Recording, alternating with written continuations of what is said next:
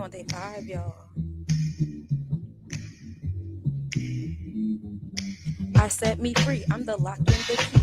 I be the peace in the chaos complete. I change the beat and the patterns repeat. And the stars in the scene and the dirt at my feet. I bring the motivation and I am the static. I want it all and she's got to have it. I be going spastic, creating all the classics. Straight from Jersey, all paper, no plastic. No roof like that, cause I'm smooth like that. Yeah, I zoom like that, cause I move like that. And I cruise like that, with the tunes like that. I bring the peace, cause I'm the lock and the key.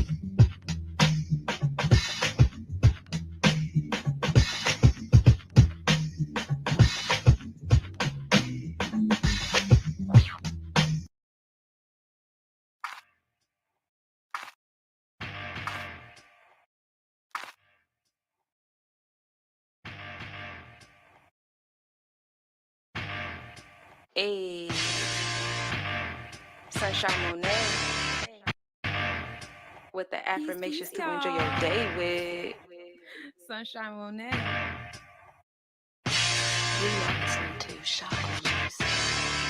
I came through with intentions of destruction. You said you wanted freedom, well it's me then that you wanted. I moved in gratitude as my soul was being summoned. The consciousness has returned, Christ is really coming. I make these flows for the souls of Trish and Indigo. I make some goals for they glow since they was embryos. Access the records, they lectures, keep your principles. Enemies infect you, don't let them reach your pinnacles. Reversing curses that's embedded in religion. They wound up in your soul, that's why you feel in tension. I'm remixing declensions before Sumerians existed. It's something in the water, don't get caught, you'll get acidic. I bury enemies, pay pinnacles to the witness. You say my name in threes, I appear in your vision. Write Iliads in me, I'm the witcher in your system. Silly as can be, there's no opposite in infinite. I'm the goddess of crossroads, touching all directions. With the skull and crossbones that call to the vexes. I applaud the protectors, I'm the god of inflection. They see the demon in me and still pause the respecters. I need no translation, vibrating from universe. My throat mansplaining while my yoni do the work. Mask off, crowns on, bombshell on all the arts. Mask off, crowns on, bombshell on all the arts. Mask off, crowns on, bombshell on all the arts. Mask off, crowns on, bombshell on all the arts. Enoch 7 prophet, move like the full winds do. My energy is useful, my thoughts are old school. So I move with a Bob Slim. Say I'm sexy, haircut like Anita Baker, real lovely. Caught up in the rapture, it's kind of risque. Kisses and faces on public is real frisky. Touche. You are listening to Chakra Music. Mask off.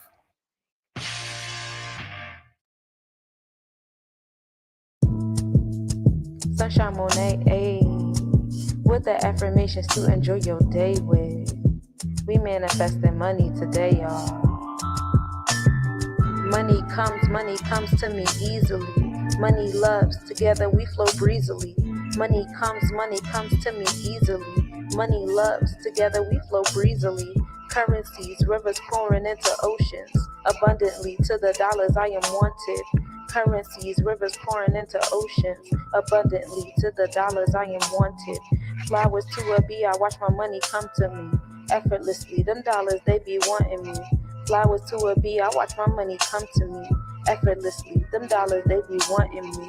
Money comes to me easily. Money loves, together we flow breezily. Money comes to me easily. Money loves, together we flow breezily. Money comes to me easily. Money loves, together we flow breezily. Money comes to me easily. Money loves, together we flow breezily. Money breathes me, I am their air. I am the air, my inheritance declared. Money breathes me, I am their air. I am the air, my inheritance declared. Money comes to me easily. Money loves, together we flow breezily. Money comes to me easily. Money loves, together we flow breezily. Money comes to me easily. Money loves, together we flow breezily. Money comes to me easily. Money loves, together we flow breezily. Hey, Sunshine Monet, hey. With the affirmations to enjoy your day with. We talking about chakras today, y'all. I went on a journey to align all 7 chakras. Took a tour through these cosmos, mastering all 4 padas. My kundalini rising, that means they all lined up. Intellect on nomos, heart chakra on nagas. I went on a journey to align my 7 chakras. Along the way, I gained principles for my muladhara. Pleasure to get my sacral warmed up and my soul empowered. I listened to my gut and now my heart not devoured. My throat chakra invoking, third eye potent, kundalini rising.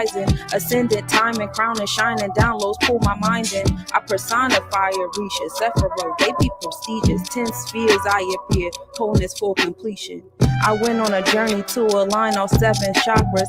Took a tour through these cosmos, mastering all 4 padas. 10 spheres I appear, Sahasrara to Muladhara. 10 spheres we've been here as nomos in the nagas. I went on a journey to align all 7 chakras. Took a tour through these cosmos, mastering all 4 padas. My kundalini rising, that means they all lined up. Intellect on nomos, heart chakra be on nagas. I went on a journey to align all 7 chakras. Took a tour through these cosmos, mastering all 4 padas. My kundalini rising, that means they all lined up. So infinite, so you know there's no time's up.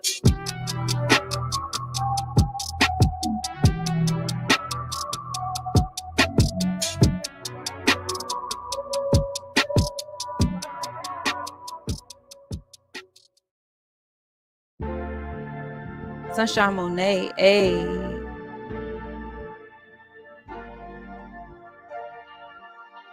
With the affirmations to enjoy your day with.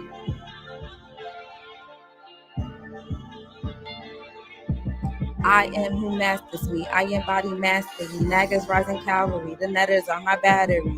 I got my discipline. My soul's come from within. Root chakra grounded in the cosmos so infinite. Nagas through my veins. Currencies flow through ligaments. Another netter instrument. Manifest me dividends. I'm on my mastery. Self-doubt is blasphemy. I'm the God I ask for me, connected to my astral being. I summon other beings, all facets of me. Magician carve my meaning. My purpose is the alchemy. I am numero uno, Raichi on my mind, lion's mane, big on sumo, Babalao aligned with Pluto. We kick back like judo, karma licks back from Pluto. Heart on a feather, that represents my new growth. Trusting me is crucial, the God in me a do show. I'm bigger than your economics, politics, and Google. My omnipresence is the true show, all the world is stage. Allow my authentic self to be the sage. Fumigating parasites all up in my space. Cause I am who masters me. I embody mastery. I'm bigger than indoctrinations. Nagas rising cavalry. I am who masters me. I embody mastery. I'm bigger than the situation. Netters are my battery. I am who masters me. I embody mastery. Nagas rising cavalry. The netters are my battery.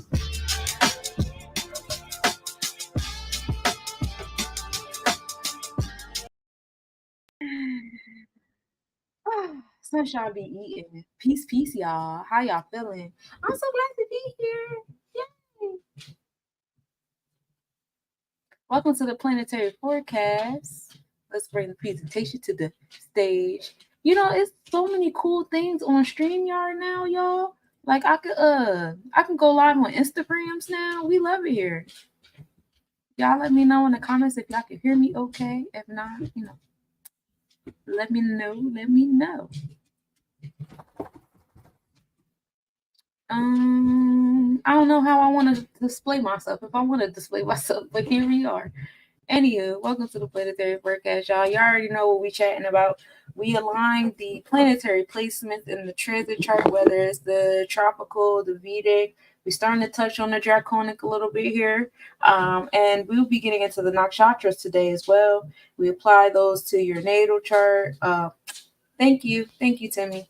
We apply them to your chakras. What is a natal chart? When you were born, the planets were in a certain place, all the different terras in this plane, whether you believe in the marbles floating in space or the beyond the ice wall image, either way, all those terras have an electromagnetic field. We have, found patterns within the electromagnetic field and aligned it to your personal self in accordance to your actual, your personal pole in alignment with Earth's pole and the pole of the other terrestrial bodies and things like that. So we just connected electromagnetic fields here, seeing how they align with us as a collective. And then If you guys want to comment in the comments, if you have questions on how it aligns with your personal, feel free to do so because this is Wednesday. You already know this is Hump Day reading as well. Gang. What are chakras? So pretty much got it in a nutshell. We're infinite beings in physical form. You have an infinite amount of chakras. We usually pay attention to the main 7. We love the number 7 here on this plane. That is the number of perfection, and it aligns us to the 8th chakra, where we go into our non-physical self. Chakra essentially means circle of life. These are energy centers throughout your body, whether it's your physical body or non-physical bodies. Excuse me. We also have personified these chakras and called them orishas, deities. We have different stories for them and how they interact and how they act when they're overactive, underactive, interacting with other chakras, etc., etc. We also align them with colors, sounds, frequencies, zodiacs, animals, herbs, planets. Everything is interconnected because as above, so is below, as within, so is without. Ashe. So the goal with the chakras is to have your kundalini rise from your root chakra, which is where it's dormant at, your root chakra, rise up into your crown chakra and come out into your non-physical self. And so as we go through the planetary forecast, you will see how this occurs, and why it's essential to align your chakras. And it is a regular occurrence for there to be times when your chakras are misaligned and unaligned. Just because you get them aligned at one period of time doesn't mean that it's always going to be on the up and up. And you're definitely going to learn that in this year of 8. Because if you look at the 8, it is the infinity symbol. It is the figure 8. I talked to you guys about the 8 before. Like, it reminds me of Schoolhouse Rock with the woman doing the figure 8, high highs and low lows. In this season, we are learning about moderation, right? Excessiveness and dramatics are not key here. That is an imbalanced 8 energy. We don't do excessiveness. We don't do dramatics here, because when we go high in those areas, we go low just as hard. So be mindful of that this year, especially as we enter the dragon energy as well. So here is the alignment of the planets with the Sephiroth. Y'all know I'm heavy on the Sephiroth. I'm coming back with the I don't think it's going to be on Sundays anymore, but I'm coming back with the sermon soon. Give me grace. We're in the winter time. Around the winter time, I don't really do too much. My energy levels are a little different or refocused into other areas, but I will be back with the services. In the meantime, in between time, we do touch this here at the Planetary Forecast, and we talk about the Sephiroths and how they're aligned with the planets and the netters, as well as numerology. We love it here. And also, this is a diagram showing how, if you look at the root chakra, Aquarius, the side where you see Aquarius, Pisces, Aries, Taurus, Gemini, Cancer, those are all feminine chakras. That's the internal side, your intuition, your internal self.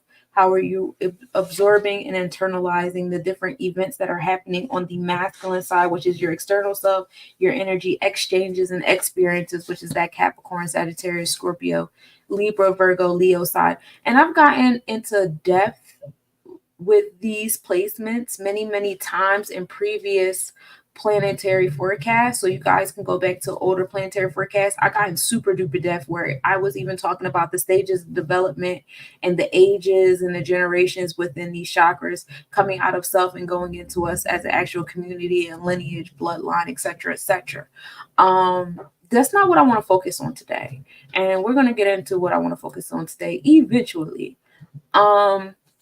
So we also do astrocartography here if you guys are interested. I like astrocartography. I think it's a divine alignment, talking about, the different cultures that make you, and different experiences that you will have if you interact with different cultures in different parts of the world.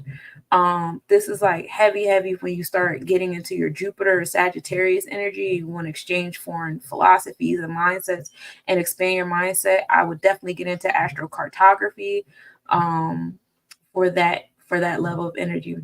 I'm excited.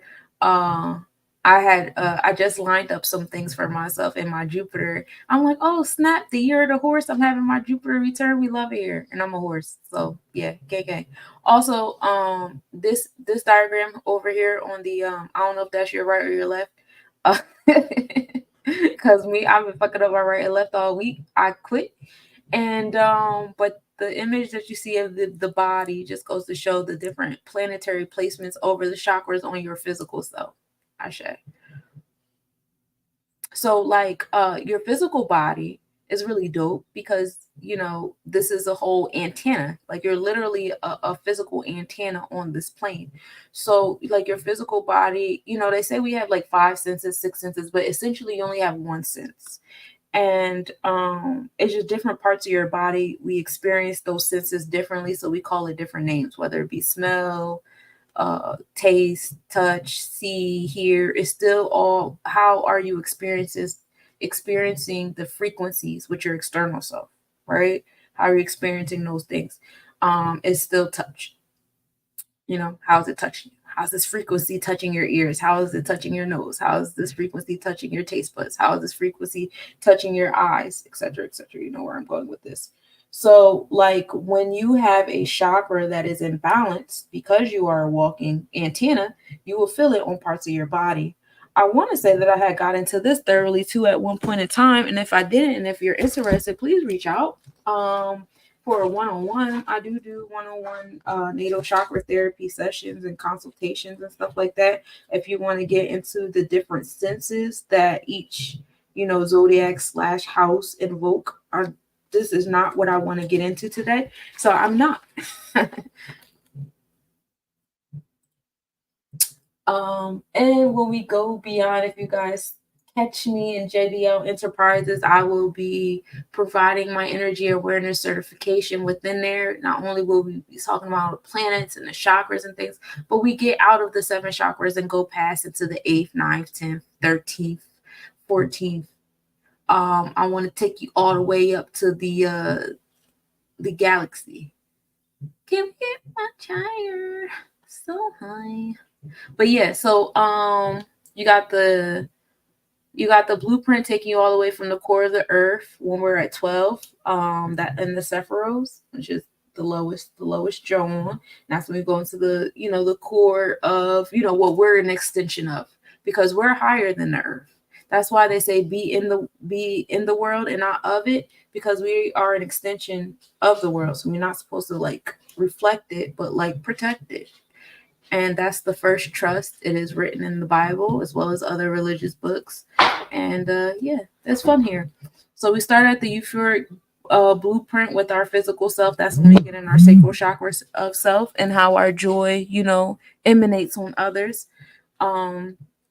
And we get into the physical planes of ourselves, our astral portals. That's where a lot of people are at right now with the astral projection and getting into with astrologies and astronomy and things of that nature. And then we get up into the your spiritual realm of learning and astral moving like light, basically. How does your light move?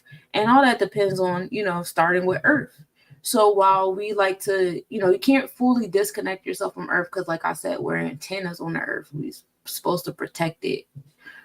So however the way the Earth is doing, that's how we're doing, and that's the energy that we're giving off all the way up to the Devic planes. Again, this is something that I get into super duper depth when I do the energy awareness course, so you guys can be in tune with all these different planes. Again, this is not what I want to get into today. But I gave you like a nice little summary. This is the model that I like to utilize when doing the planetary forecast, the heliocentric with the sun in the middle, utilizing the sun as the nucleus rather than using Earth as a nucleus. I know when we get into ourself, period, that is the sentence, we do, because we are extensions of the Earth, we utilize the geocentric model with that retrospect of aligning our personal pole, which is where our Fibonacci is in our hair. I know you guys notice you're swirling your head. We align our pole with that of, the Earth's pole from our perspective. And so that creates like that connection between, in the geocentric model, Earth is the nucleus and it has everything in it. Wow. I won't say that's debatable. I don't think it's debatable. I would say like, I don't know what I would say. In this space, I really don't know. It can be interchangeable, and I would see, like, in my brain, the way I see it, both models are correct in their own retrospect. It's just a matter of how you want to look up or look down and view it. Also, I also like to utilize the Beyond Ice Wall model. And if you look at this model in a way that you're just like facing the sun and the planets a certain kind of way, I think you guys get what I'm saying. If you're facing the planet, like, you see how the sun is and the planets are moving towards. Now, say if you were standing equal opposite of that and looking at it coming towards you, like, in my mind, I see the Beyond Ice Wall model. And then sometimes you see the planets going upward, backward, slower, faster. We have the ascending and descending, etc., and all that good times. This is also another model that I use. I was talking about this earlier, how I was going through a rabbit hole of trying to figure out where Earth is astronomically speaking, because we always talk about all the other planets, but we don't speak on Earth too much as far as like, oh, Earth is in this zodiac, wah, wah. So this is, a model that I utilize to speak on where Earth is. If we go back to this actual model or the Beyond Ice Wall model too. But, in the Beyond Ice Wall model, we do have a geocentric type of, join there, like Earth is in the middle of the map, so, and then the sun is above. So again, that still can be, because in my brain, when I think about what was that, the Da Vinci Code, or was that Harry Potter? I don't fucking know, but I see the scene in my head where there was all these little thingies going around each other.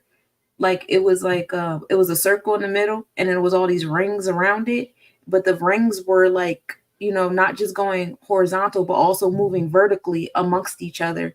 And I don't know if it was Harry Potter or if it was the lead character of Da Vinci Code, but they had to jump into the middle of it to get something out the middle or whatever. But that's what I would see, in the Beyond the Ice Wall model too, when you think about the rise and fall of the firmaments with the storms and, things of that nature. And I truly know for a fact throughout the rest of this year, more firmament will be rising. I don't know if you guys follow science.com or earth.com or even just NPR on the science, science and news section, but there is a lot of stories of firmament, different beings and the waters coming out too, all those things. Harry Potter imagery, is that what it is? I can't remember what movie. It's mixing in my brain. But this is like the easier way to look at it, and I like this model because it has Ophiuchus, but and I would have liked it even more if it had Cephas on the other side. I know that we speak on having 13 zodiacs, but we've actually elevated to 14, and that's coming back to this model. As we elevate, you'll see our ecliptic, which is the sun's pathway through our skies, is going to cross more and more constellations. With that being said, that creates more constellations and zodiacs within our space. Right now, we're just giving light to Ophiuchus, I guess, slow and steady. Want to spoon feed you guys.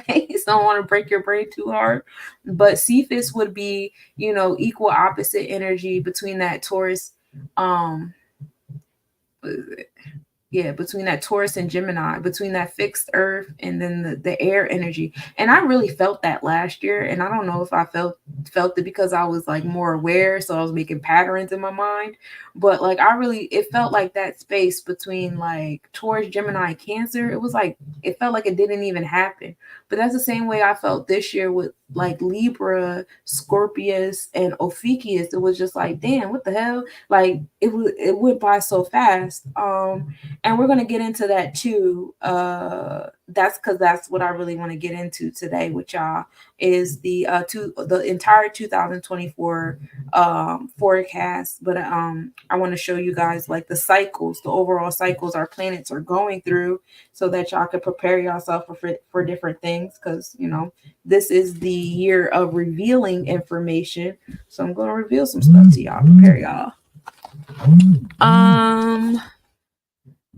We are in the season of Peret, which is growth season when you get into ancient Kemetic horoscopes. I be forgetting that I'm on what's the face too, Instagram too. Peace, y'all. Yeah, so this is the season of parade.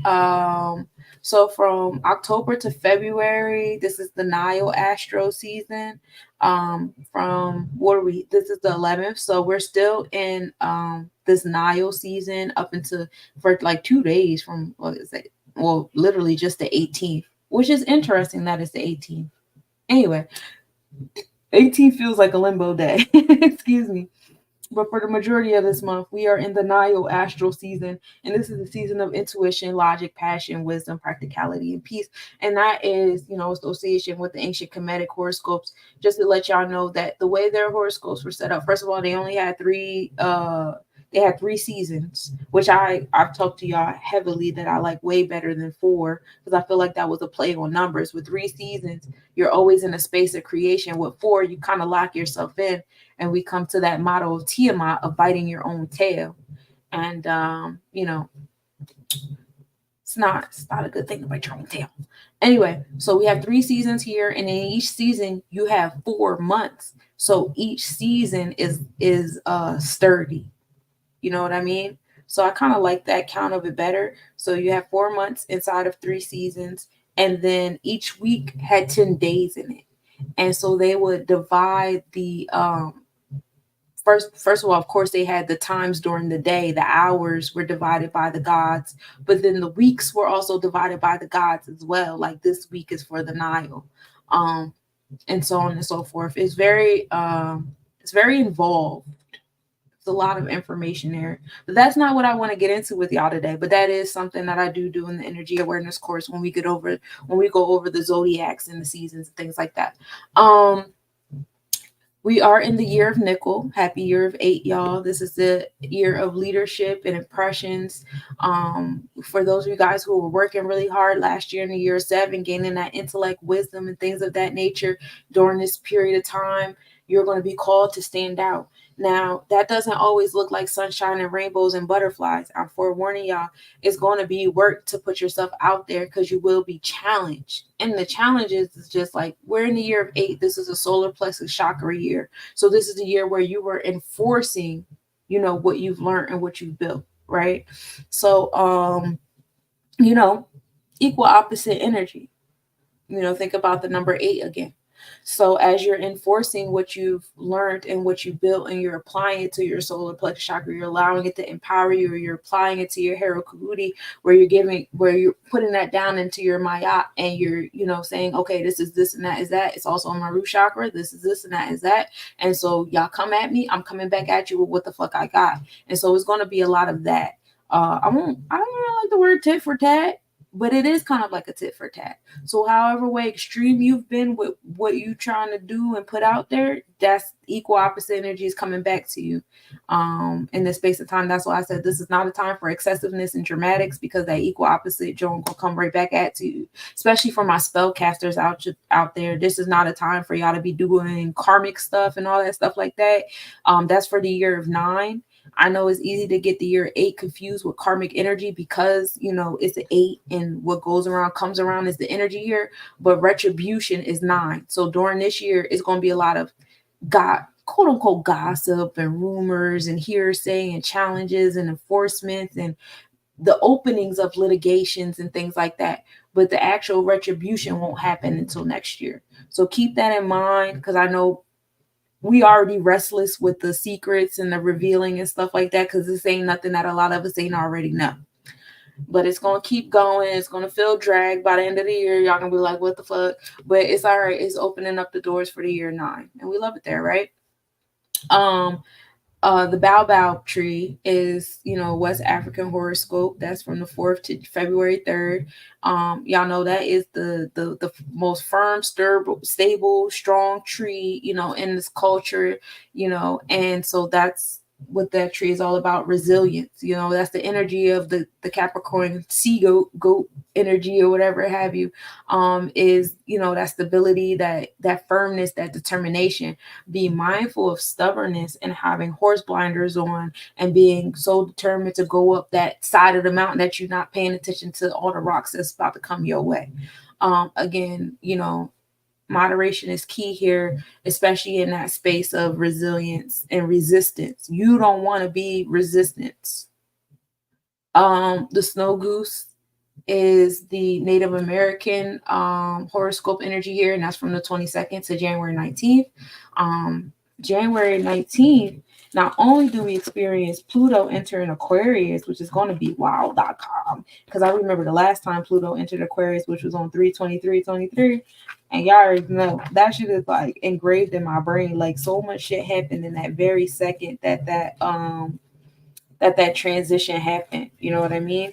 So January 20th will be in the otter season. But for the snow goose, this is the turtle clan. So now we're in the earth energy, self-confidence and teaching others, finding balance and adapting to your environment, and integrity. As far as the otter goes, that's from January 20th to February 18th. This is the butterfly clan, which is air energy, bliss and help, coming into the space with the mind of a child. This is the energy that we should have in the kingdom, because, you know, everybody knows if you go to a child, you're going to get like the best answers for, you know, everyday life and how things should be ran, because the child is the closest to God, right? The child just came out of the womb and is still sharing the orc with their mothership. So yes, they're the closest to God at that moment, space and time.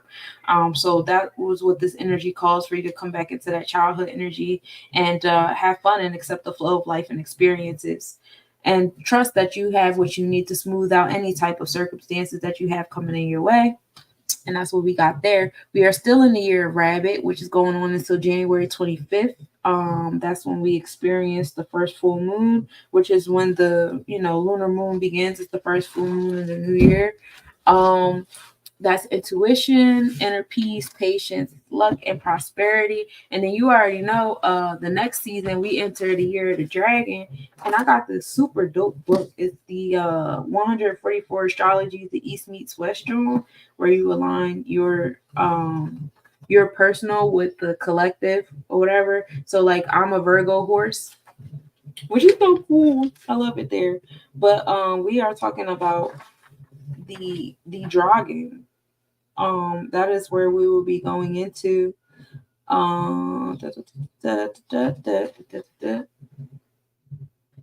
I'm trying to find a page. My bad, y'all.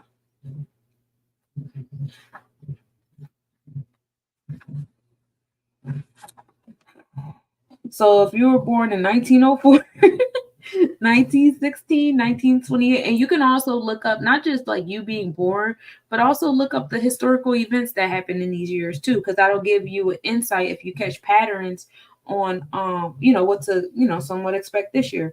So 1940, 1952, 1964, 1978, 1988, and 2000, 2012, 2024. 36 is next. So it's like every 12 years, of course. So you do the maths.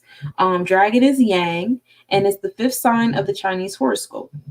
So they have the following characteristics, which is strength, success, good health, enthusiasm, pluck, and sentimentality. Their sins may include rigidity, mistrust, dissatisfaction, infatuation, braggadocio, I love that word, and volubility. Be mindful of that. People born under the dragon energy are flashy and brilliant, of the immortal and tireless. They're rarely silent, almost always attractive and magnetic.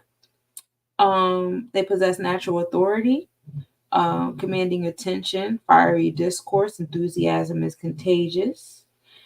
But they're not going to give you that enthusiasm. They just, you know, want you to experience it. A mission or a goal, so ambition that'll frighten other beings. So, and you know, be open for that too. You were born in the white dragon year. I don't know too much about the prefixes put on the actual Chinese zodiacs. I haven't really gotten into Chinese horoscope too deeply. But this is like a space of magnetism, and essentially like the what goes around comes around, and then also reminding you to be careful with excessiveness, because dragons make too much brouhaha, and they don't always do it on purpose. They just have like this energy about them that has to be loud, and we want to work on that in this space and time. Moderation is key, y'all. So y'all already know I want to get into my another book real quick, because I know this is my Bible. I have to like watch an episode of You and watch my man's bind a book real quick so I can rebind mine. Oh shit, because my book is falling apart. It's wild here in the streets. But we could be in Capricorn, could be in Sagittarius. It depends on who you ask. But we are in the space of Seker or Ta, Omit or Kapir. Bina and the Kabbalistical. Canaanite is Ama or Ama. And Yoruba is Babalao. You already know that's Capricorn energy. And Hindu Kush is Kali. We're dealing with the third sphere with the tree of life. This is Saturn. Saturday is the planet of the space and time. Indigo and black are the colors. 13 is the number, which is a karmic number. Be mindful of that. So what is that? In 2 days? That's a good day. Things to have in your bath time is Jerusalem tea, bitter broom, and Artemisia vulgaris. Oils to have are myrrh and cypress. Incense are myrrh, cypress, and southernwood leaves. Spiritual direction is east. The mundane direction is southwest. So, personality portfolio, the action of the kabit, which is the animal spirit, the frigid and dry energy, because it is, we have just gone through the winter solstice. So technically winter just started and we're entering the coldest time of the year, because we are the farthest from, the sun at this point in time, right? So what is that called? Aphelion. That's where we're at. We're at aphelion, or we could say the sun is at apogee. However egocentric you are with the earth. You could call it either way. But we're dealing with the frigid and dry energy right now, and it has the effects on our sphere 9 in a way, which is our personality sphere. The emotional traits are positive. The positive ones are stable, sober, steadfast, reserved in speech, thrifty, studious, austere, steadfast in friendships, reliable, appreciative in structure and limitations, patient and hardworking. Some negative emotional traits is morose, depressed, covetous, jealous, mistrustful, suspicious, being a liar, malicious, or miscontent, miserly, unappreciative of structure and limitations, which we have to learn how to have a balance with that. Our appreciation. I know that those that are creating structure and limitations in this place and time, they're not the best people to be doing it. There are people that are doing new things. However, that comes with the level of appreciation that you have to have for limitations. I see a lot of people choosing lawlessness, or no longer utilizing self-discipline as a response to their dislike or dismay in the authority figures around them. And I'm here to tell you that's not the solution at all. Don't lose your self-discipline trying to be rebellious to the authority energy around you. You are to keep your self-discipline and your self-authority. And when you start getting into, I don't know if y'all there yet, but when you start getting into how to conduct yourself as a certain kind of individual in this world, in this place of commerce, you're going to see the importance of that self-discipline. The costume that you wear, how you carry yourself, and your energy, it matters. It matters. It affects how other people interact with you, and you can act like you're not responsible and you're not accountable for that if you want, and you could place that accountability on other people and that's cool. You could do that, but I'm telling you, your reality is going to be annoying. You are in charge of your electromagnetic field. Utilize it accordingly. I ain't going to, impose that y'all utilize it righteously, but I will suggest that, that you do so. It matters, because I just showed y'all earlier when I showed you guys beyond your physical chakras, you guys affect us as a galaxy. Each and every one of y'all affect us as a galaxy, and affects how we interact with other galaxies. So, be intentional. Mental positive traits. Suppression of thought processes through deep concentration, resulting from perfection in the ab meditation system, leading to the ability to awaken and direct the units of spiritual power, which are the Neteru deity spiritual. So this is a good time of stillness and meditation. For those of you guys who are still trying to hustle and bustle, like we're in the middle of the summer equinox, the summer solstice, that is not the solution. This is the winter solstice. We are on the other side of the pole. You will not do today what you were doing on June 21st or, July 11th. You're not going to do that. That's not what's happening here. We're on the other side of that. So you have to give yourself grace. You have to understand that the kind of society that we live in is not in alignment with the Neteroos to that extent, because they just want to harness your energy all year long. And that's why you're tired a lot and exhausted and frustrated and things like that, because your soul is not in alignment with the Neteroos. But we're fixing that, right? Yeah, we are. I know that's right. Enter in attunement with the spiritual forces that are in charge of the orderly unfoldment of events in the world. Hence, good powers of planning, organizing, hence appreciative of structure and limitations. Some negative mental traits here are lack of concentration, poor planning, absence of plans, unappreciative of structure and limitations. Some career functions are elderly people, property owners, farmers, miners, subway workers, funerary industries, priests and priestesses skilled in the use of words of power. And the spiritual portfolio at this time, imposition of divine law from within by deities and spirits, destiny, success in life, organization, structure, cycles, hierarchy, phases, limitations, delays, and obstructions. You'll see a lot of individuals trying to harness your energy this season, especially during the winter solstice. It was a lot of people trying to harness your energy, whether they were trying to sell you a bunch of spells, community spells, divination, putting nails on a tongue, whatever the fuck. A lot of people were trying to harvest your energy. Again, self accountability is key here. You choose where you want your energy alchemized. That's up to you. If you're comfortable with somebody harvesting your energy in that matter, go for it.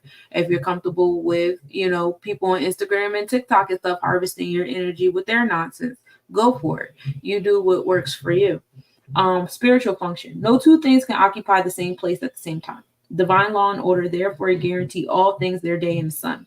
The coming into being and the unfolding of all events in life are controlled by spiritual forces for the sake of maintaining order in the world.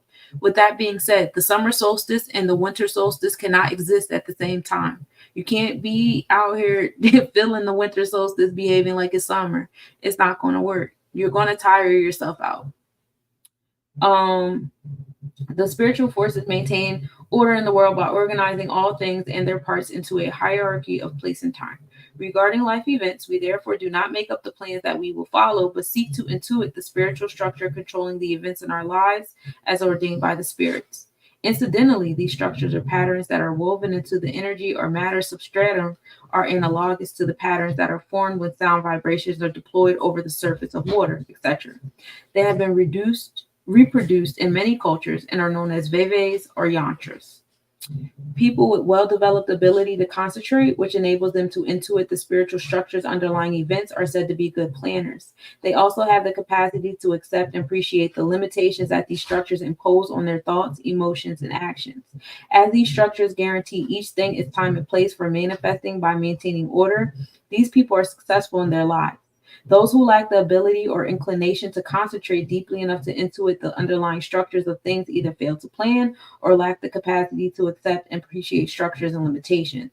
Thus, they run into what they interpret as obstructions, delays, etc. That's what I'm talking about. Y'all go ahead and keep moving like y'all want to.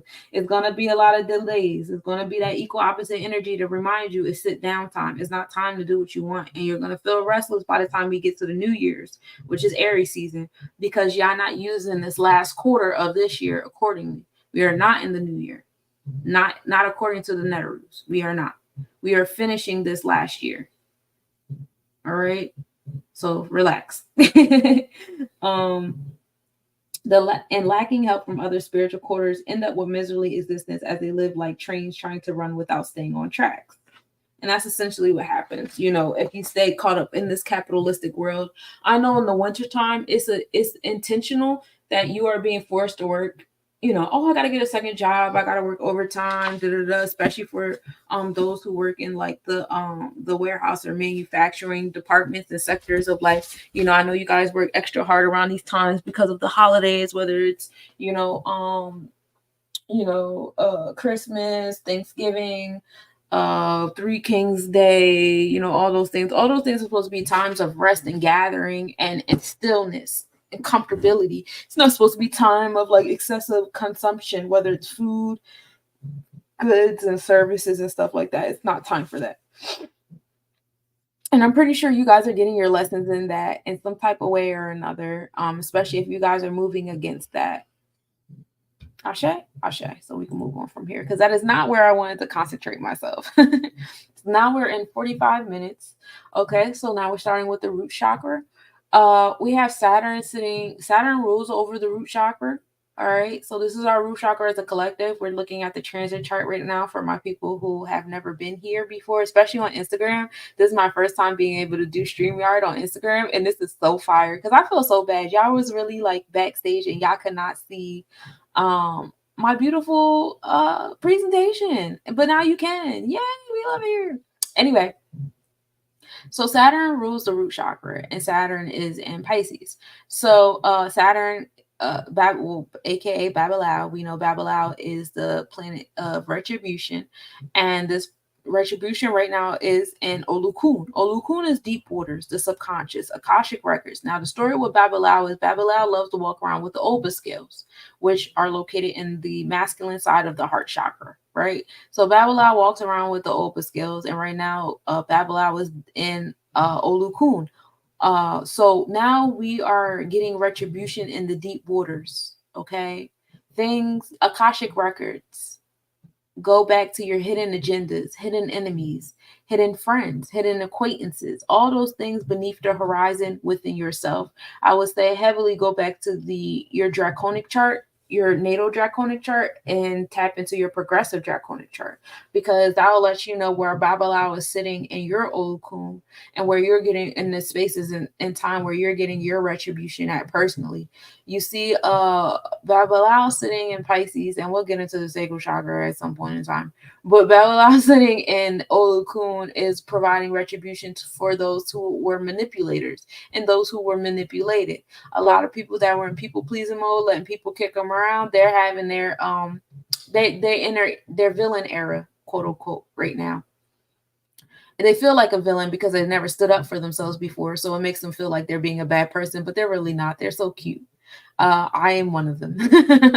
And you see other people that were villains all along, their secrets coming out, and now they're getting soft. They're getting their meat tenderized. You see a lot of people that were so tough and so arrogant and whatever, they're now being silent. They're now curling up. They're now hurrying up and pointing at other people or making sure they cry live on Instagram for you guys, so that y'all don't, he could never do that. He just sat and cried on Instagram for 45 minutes. Yeah, I guess so. So Babalao is just out here making shit up in Olokun right now, huh?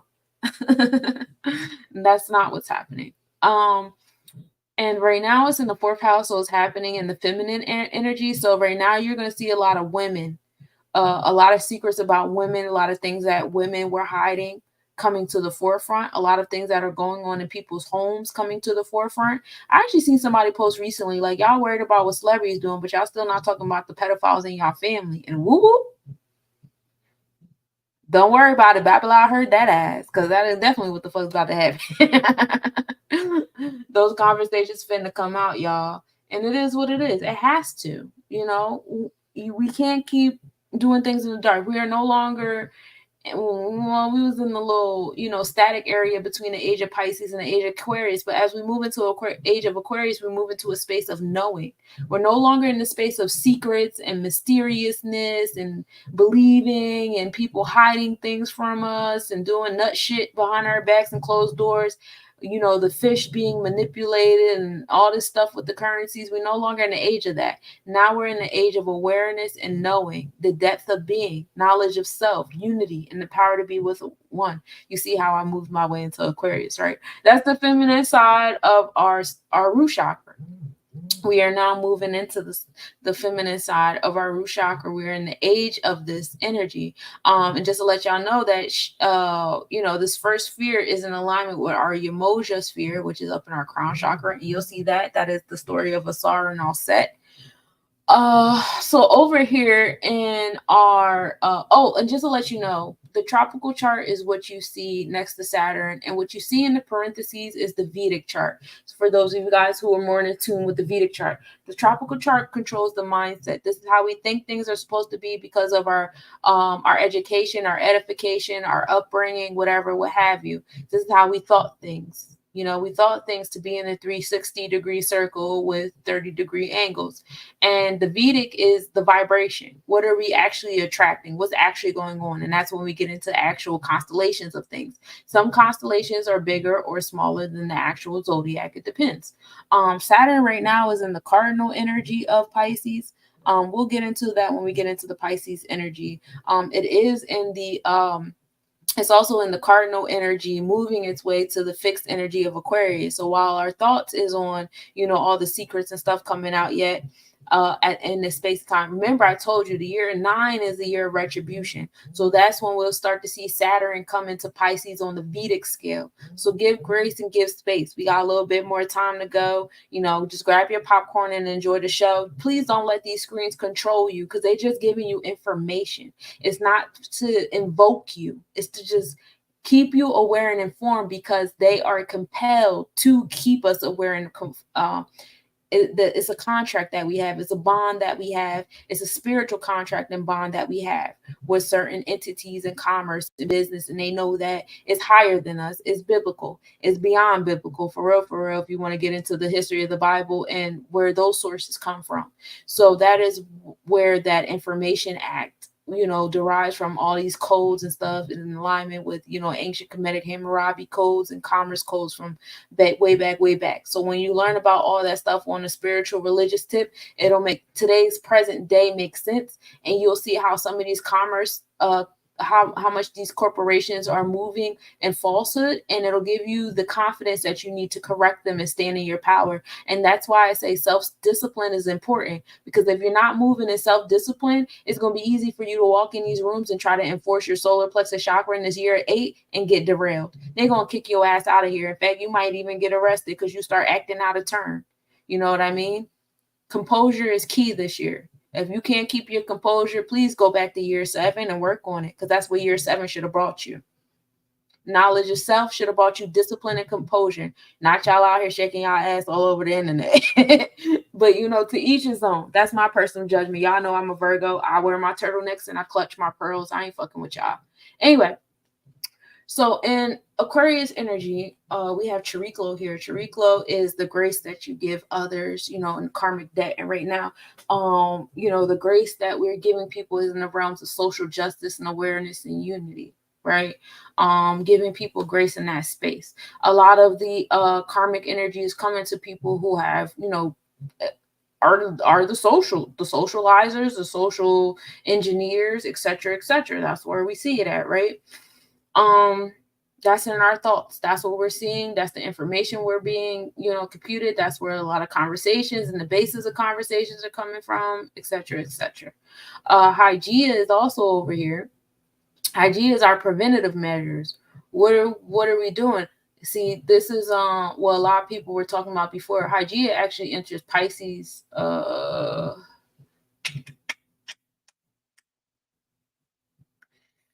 don't want to lie to you. I gotta look it up, because for some reason I didn't write it down. I got everybody but Hygeia. What the hell? Anyway, yeah. So Hygeia enters Pisces this time around, but right now, in this being present, hold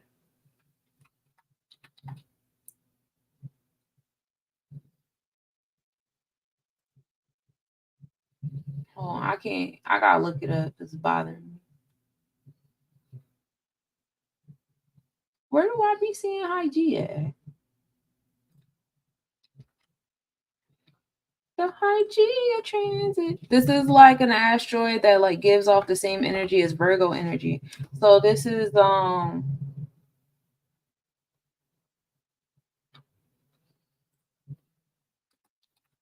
I wanted to pinpoint when it enters in Pisces, because that's when we're moving from, you know, preventative measures and social, like, so that we went from like village building, and we still have that in our vortex. It's just not on our mind anymore. So it should have been on your mind throughout this time, like, oh, we need a tribe, we need a village, we need to build, we need to come together, community, whatever. I know we're not going to just, all to, unite the entire world in one sitting. I know it's not going to happen that way, but I've talked to you guys plenty times. A lot of these people that are on the internet are just here to sit at the top of a triangle. They're not here to sit at a round table. And it's crazy, not crazy, but interesting that a lot of those folks that sit like that like to sit on their own throne by themselves in their fortress, a lot of their skeletons are coming out. They actually not really here for community. They're here for their own personal gain. And like I told y'all, Babalao was over there in Olukun, so it's revealing the skeletons in their closet. And some of those skeletons not pretty at all. Not pretty at all. And a lot of things are going to be surprises because it's going to be people y'all been following and really invested in. And these stories and things, they're going to come out about them. And you're going to see, oh, that's why you were always sitting by yourself. That's why, you didn't let anybody get too close to you or whatever. You know what I mean? Because you're not really moving righteously. You're kind of selfish in your space. But we have Hygeia moving over to Pisces. I'm still trying to find it as I talk.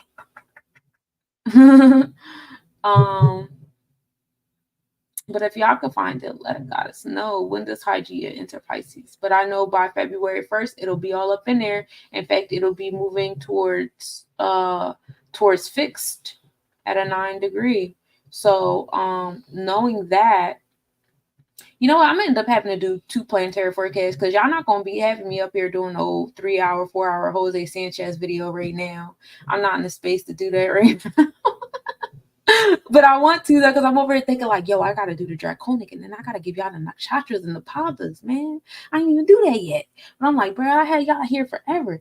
But I am gonna do another. Well, y'all know I do Hump Day reading, so we gonna get into that next Wednesday, definitely. I'm gonna put a pin in that, John. But yeah.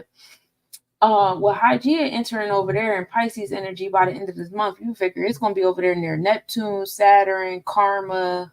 And I forget who else over there. We'll find out in a moment. But preventative measures, now your mindset is going to be on actually like the secrets and the Akashic records. And now you're really going to start building and playing chess with those Akashic records, and that's fun. We love it there.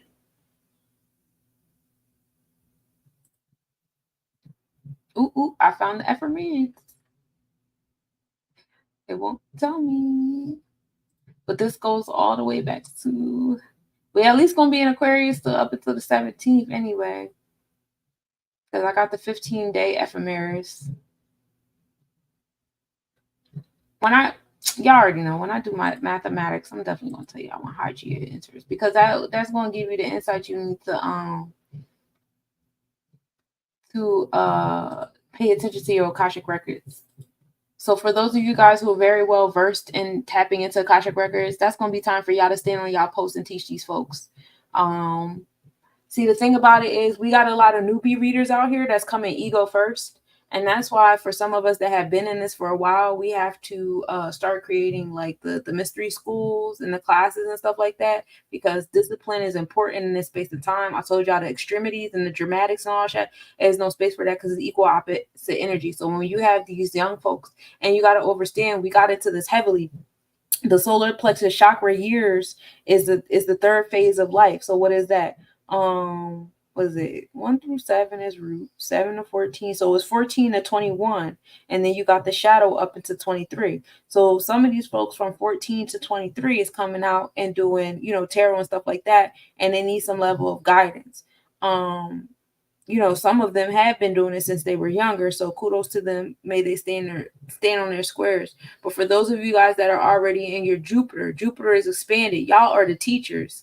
If you are in your Jupiter stage of life, you're supposed to be in the teaching space. Stand on your square, because these solar plexus babies coming up, there's going to be a lot of equals opposite energy harnessing their energy. And we already know that. Everybody directs their energy as far as commerce and capitalism and all this social engineering goes to the solar plexus stages of us. So be mindful of that. You know what I mean, jelly beans? Yeah, we here for it. we gotta stay in our schools. It's time for it to teach and stuff like that. Otherwise, we're gonna have more lost people. We don't need another generation of lost people looking up at the elders like, where the fuck was y'all at? We're not doing that again this year. So put that selfish shit to the side, put that money hungry shit to the side. These federal debt notes do not exist. If y'all need assistance on how to pay y'all bills and survive, yeah, there are teachers out here that can teach y'all how to do that, so y'all can stop trying to hustle people with the spiritual purpose. That's not what the fuck this is about. Is equal energy exchanges. Y'all are the currency. Stop playing. I'm not playing with y'all no more because my patience is gone. I really don't have that in me anymore. I ain't gonna hold you. I don't. Your Jupiter return starts in May. Oh yeah. You told me about that. Peace to you. And I have the cycles. That's what I really wanted to get into today. So we're gonna get there though. 1, 2, 3, 4, gang. We love you. Thank you, Timmy. The fortune is also here in Aquarius. The fortune is pretty self-explanatory. Having that unity and power to be one with all, essentially speaking, that's where the fortune is at. And placing that into your root chakra. We have an underlying structure. We have discipline, authority, basic resources and survival of self in alignment with the unity of all. Again, if you one of them people that want to sit on your fortress by yourself, and I don't want to be around people, and me, and you got a jealous streak in you, and you don't know how to work with other people, this year 8 is going to be really hard for you, because this ain't that at all. Anyway, let's go, and that's all up in the feminine side. Now on the external side of things, if you do your righteous movements with the unity and being one with all and all those things like that, we come over into how are you exchanging, how are you manifesting, what kind of reality you're creating with that level of knowledge on the inside. We have Pluto sitting here. Pluto will be in Aquarius creating transformations for y'all on the 19th/20th of this month, which is a big transit for us. The last time Pluto was in Aquarius was not only 3/23/23, but prior to that was in the 1776-ish, when we had our the beginning of this empire. So now we're seeing the transformation of this empire going on, and that transformation started in 2008 when Pluto entered Capricorn energy. And we know what happened in 2008. The Obamas came into office, and I don't know if y'all was paying attention to all their little executive orders and their Hammurabi codes they were adding, and all the little things they were doing, and how they actually were the beginning of the fall of this empire. They was messy. I don't know if y'all saw how messy they was, but they was messy.com. I know a lot of people were, blinded by the smoke of mirrors because they were, they appear to be indigenous folk. But yeah, they was messy.com. They definitely were the catalyst to the fall of things as we know it. Because that's what they were supposed to do. And if you get into the shadows of things like, what was it, the bushes before that, they also added to it. So that's what we have here. With Pluto. That was Pluto. Pholus is also here. So Pholus is extreme. I don't really rock with Pholus too hard. Pholus it kind of exaggerates whatever planet it's near. Right now it's most closest to the sun. So your experiences will be in the dramatics. That's in alignment with this year of 8 and this year of dramatics. You're going to learn moderation. You're going to learn that how to just say a little bit. I don't need a lot. I don't need to overdo this. I don't need to overdo that. And it's getting to the point where it's like when a bubble happens and it pops, right? I was literally just reading. I don't know. It was the spiritual support group and the Telegram group. We're reaching that bubble with the technology and the Wi-Fi to where, it's about to pop and things are about to start malfunctioning. Why? Because we've been excessive as fuck. This is not a space and time for excessiveness. Everything that was super duper high is about to fall super duper low. You understand me? That's on all facets. So all the things that you have gotten comfortable with, this is space and time to prepare yourself. Tap into that Hygeia, y'all. Your subconscious and spirit is guiding you. A lot of y'all like, damn, I need to go back to nature. I need to learn how to live off the land. I need to grow my own food. I need I don't know why you're not listening yet. You didn't do that shit yet? What are you doing? Even if you don't have a full-blown like vegetable garden outside yet, you should be practicing. You should be learning. You should be taking notes. You should be saving seeds. Even if you just save the seeds from the food that you eat, which is what I do. Whenever I buy produce, I just save my seeds and put them in the freezer. I got a freezer full of seeds, just waiting for the proper soil. But yes, all the stuff that's been building up. I have a very arrogant individual that comes into my vicinity on a regular basis. He's very arrogant about AI and electronics, and I'm just looking at him like, sir, if only you knew. There is nothing new under the sun. We have reached a technology bubble before, and what happened? It popped, and it will happen again. We are overusing things. We are over polluting, on all facets, on all, on all senses. Okay. So Pholus being so close to the sun, we're going to experience that. That's in our experiences right now with that alignment. Pholus is in Sagittarius on the Vedic. So right now it's excessiveness in the sacral chakra, right? Expansionness, expanding yourself in philosophies and things like that. Addictions can be made here. Obsessions can be made here. Be careful with that. We had a 13 degree with it. Well, we were at the beginning of this month.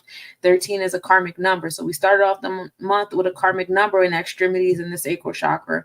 So it's sacral/root. So create new discipline and order. Like I told y'all before, some of y'all, I don't know what the fuck. Y'all just woke up one morning and was like, yeah, fuck it. Like y'all really like fell to the Pholus in Sagittarius. Pick yourself the fuck back up, bro. We don't have time for what you're doing right now. You're being in the world. Like, you're being of the world. I forget. Is it in or of? I don't fucking know. But y'all go back to the first 10 minutes I talked about. I explained that. And I don't know the quote well. I just know that you are an extension of the earth. But you're not supposed to be doing this earthly shit. You is above it because you're here to protect it.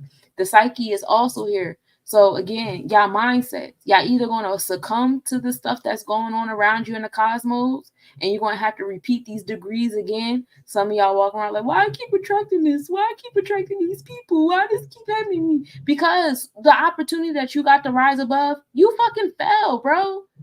You fell. I see you over here. I see y'all falling, especially my goddesses. I am appalled. Y'all is falling to this Pholus and Sagittarius. Cut it out. Anyway. I know y'all finna be mad at me and I don't care. That is the root chakra for that ass. Now, when we get into sacral chakra, this is where our being is established. This is where we have our pleasure seeking and joy. Expression is in creativity. This is our sensual self. This is where the obsessions and the addictions can occur if we allow this space to become imbalanced. This is where the test is at right now because I told y'all, while the sun is in Capricorn, on the tropical in our thoughts, it's in Sagittarius and the Vedic and what we're, attracting in our space and stuff. So right now, that alignment with Pholus, the extremities in our experiences and overindulging in what feels good. Be around people who hold you accountable. Be around people who, make you stay in your disciplined state and refrain from excessiveness. It's important. Hello. I keep forgetting that I have with the face over here. It's of. Okay, thank you. Appreciate you. So right now, Jupiter rules over the sacral chakra. You know, Jupiter is the planet of generosity and optimism, and we love it here. We got a Jupiter return coming from my main means Timmy over there. We love it there for you. He's a really dope shaman. If y'all not already following him, please do so.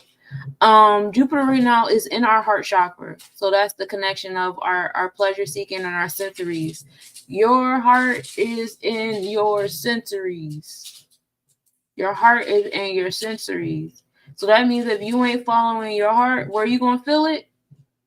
In your senses. Yes. Some of y'all is not following y'all heart. Some of y'all is not following your vortex. Check your Venusian placements and aspects. Check your Oba and Oba scales and your Oshan, which is Libra and Taurus. Check that out on the Vedic scale because that is the vortex of your vortex. And some of y'all not following it. And if you're not following it, you're going to feel it here in your sacral chakra. All right? You're going to feel it in your senses. Some of you guys are overindulging in the heart chakra. You're going to feel that too. This is not a space for excessiveness or extremities or dramatics. I'm going to be repeating that. Want to know why? because I took political science in school, and I know how to repeat shit in speeches to make it embed in your brain just like anybody else. But that's what we got with Jupiter up there, and it's in the 8th house of transformations, powers, and underlying secrets. So for other individuals that have been overly tapped, that's when we get into all the sexual stuff, the sensual stuff, the obsessions and addictions. People coming out, they've been doing drugs their whole life and drinking and stuff like that, and some people have sexual, weirdness about them, all that stuff coming out, pregnancies coming forth and all that stuff. That's all, in the vortex of your sacral chakra. We love it here. Well, at least some of us do. Some of y'all tripping. As far as on the Vedic scale, it's new beginnings to our sacral chakra. So for some of you guys, we started the month with it at an 11, so mastering the new beginnings in your sacral chakra. Some of you guys used to find joy in certain things that you no longer find joy in. Some of you guys are overcoming addictions and obsessions and extremities. And so, this also set the tone for the beginning of, January is, this is the month of mastering. I don't want to repeat it again. I repeated like 3-4 times already. What's up? Okay. What am I supposed to? Nothing. I ain't say nothing. Okay. All right, so new beginnings in your sacral chakra. So the things that you found joy and stuff and you won't do anymore.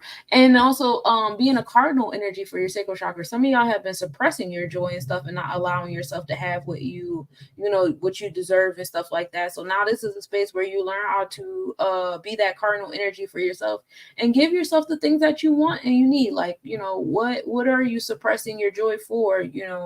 Unless it's, some whatever, you know where you at, where your discipline lines are at. Why does my voice keep changing? I have no idea. What does it sound like? I don't know if Instagram is a little different, but I'm also on YouTube and I'm on YouTube and Twitter right now too.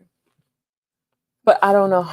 I haven't been on Instagram too much. I think they mean how sometimes your voice is light and sometimes your voice is light, but then it turns kind of deep all of a sudden. Because I'm a woman and a man. I got Jupiter and Saturn in the 8th. It's been intense sacral shit. I believe it. Intense sacral shit energy is definitely from that's heavy tantric energy and stuff too. That's fun. So be mindful of that. It's a good time to have some type of discipline and order in that space. Also, Obatala rules the head.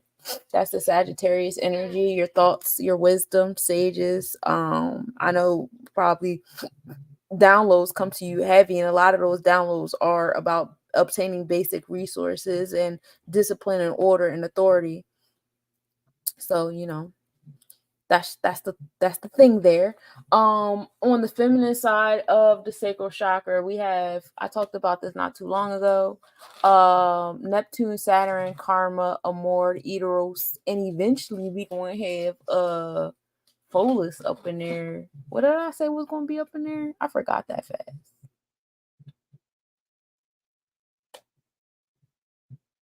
You're supposed to dip those in tea. You're not supposed to just eat them, Jones. But it's your world. Do your thing. Oh, I forgot. Dang, I'm tripping. I don't care. Oh, I said the fortune was going to be, I don't know. Anyway, it doesn't even matter. Let's be present.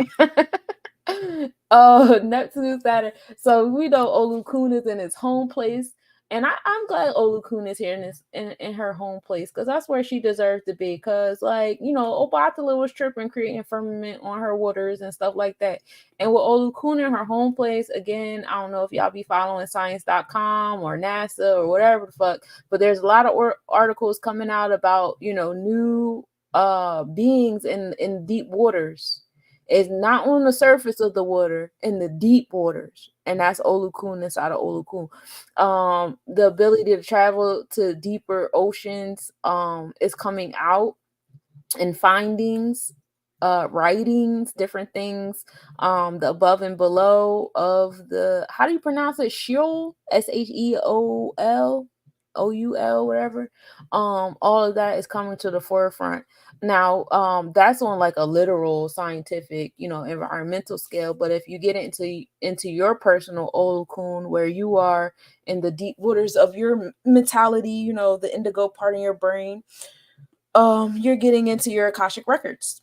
You're getting into your hidden agendas. You guys are having more spiritual experiences now than you are having actual tropical experiences. Like when we first got on this plane as children, we didn't fully like understand, appreciate, or respect how things were going. It was just like, that's dumb. We don't like that here, blah, blah, blah, blah. So a lot of you guys find yourself, as you're going through your healing phases and stages of life, you have to go back to your inner child, right? And we'll get him. I'm going to repeat this again. I know I am, especially when I get to Leo and shit. But you have to go back to your inner child because your inner child is the closest being to God.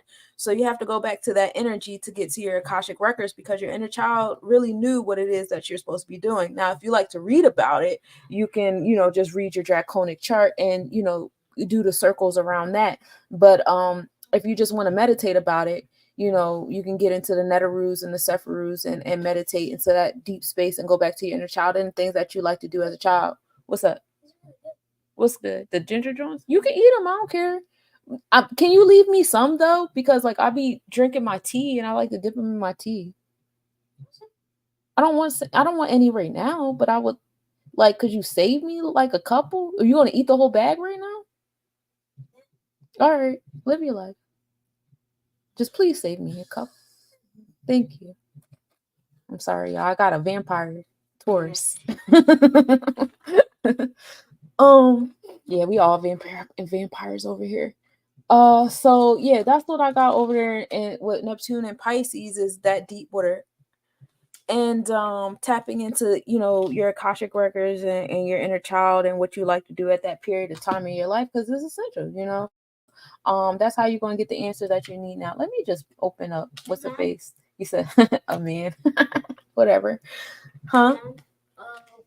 When my Venus come out, when will your Venus come out? Yeah.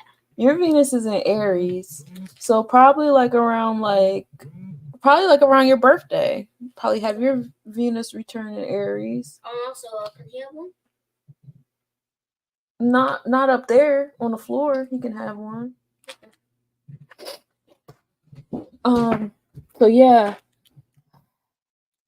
Saturn is also here. Saturn implements the retribution that we need in this space for individuals, like the hidden agendas, the hidden enemies. Retribution isn't always a bad thing. Sometimes you guys got some good karma coming to y'all. Y'all been doing some good stuff, y'all been doing good stuff too, so let that good stuff come back to you. We balancing your heart on the scale. Is it a light as a feather? Has it been? Because Olukuna is also in alignment with Mayat. That's law, justice, and truth. That's when we get into aligning your heart with the feather and things like that. And karma is also here, so you'll find when you do things that equal opposite energy comes almost instantaneously. Or like when you embark on something like, hey, I want to do this, and the universe be like, oh, you want to do that, and it literally will only allow you to do that. It won't, like, I don't know if that's how it happens for y'all. I'm a manifester, but that's how it's happening for me. I'd be like, bro, I'm not going to smoke. Oh, you're not going to smoke? Bet you don't even have no money for smoke right now, and you don't even have access. Everybody, so it's just lined up that way anyway. So, and that's because I said that shit. So with karma sitting here, near Mayat and the scales of Mayat and things like that, it's like, for those whose hearts have not been as light as feather, it's coming out. And we see that all across our screens, everywhere, from the gospel community to hip hop to acting, which they all are acting, to the government and their connection with Hollywood, which I don't know why y'all didn't know. They was always, business to business contracts between Hollywood and the corporate politics since the beginning of time. The Greeks and Romans, they had the thespians and they had the clowns and things like that, and the satirical writers and all that. We've always had these things. There's nothing new under the sun. It's just I don't know what happened to people. what happened to people? Because I learned all this stuff in public school. I mean, I just saw the patterns and I was like, oh, so y'all still doing that shit. Y'all just call it something different. Like, we still slaves. Y'all just call it something different. And y'all gave us these fake pieces of paper to abide by, but they're just promissory debt notes. Like, it's not even real currency. It's not backed by anything. And even like prior to that, when y'all were using gold coins and shit, like, that didn't even make sense. Why do I have to take this gold coin and give it to you for me to have stuff? Like, bro, I got these hands, right? And I should be, these hands was God or God given, God molded, so that my infinite self can create finite things in this space and time that is finite. But I'm bigger than this space and time. I'm just here to do shit in this space and time.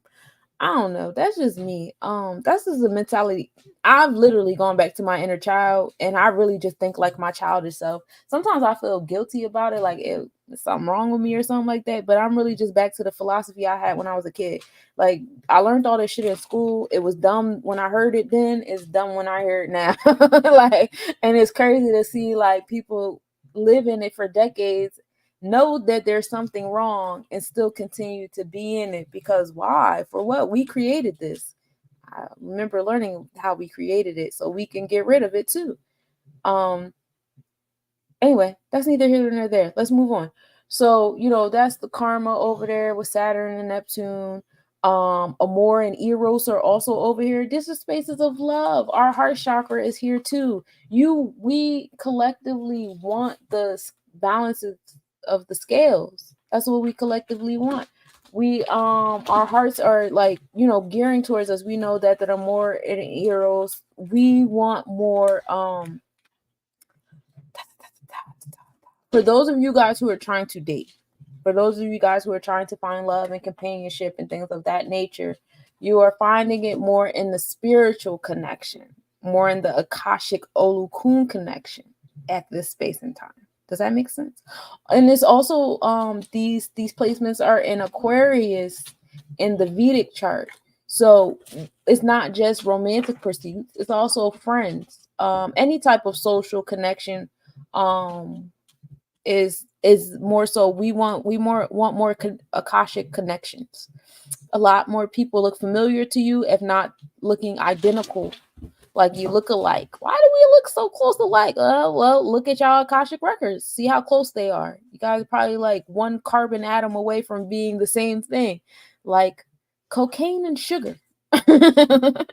But essentially that's what it is. Now that's what's going on the feminine side of things. Now on the external side of things, we have Sagittarius over here.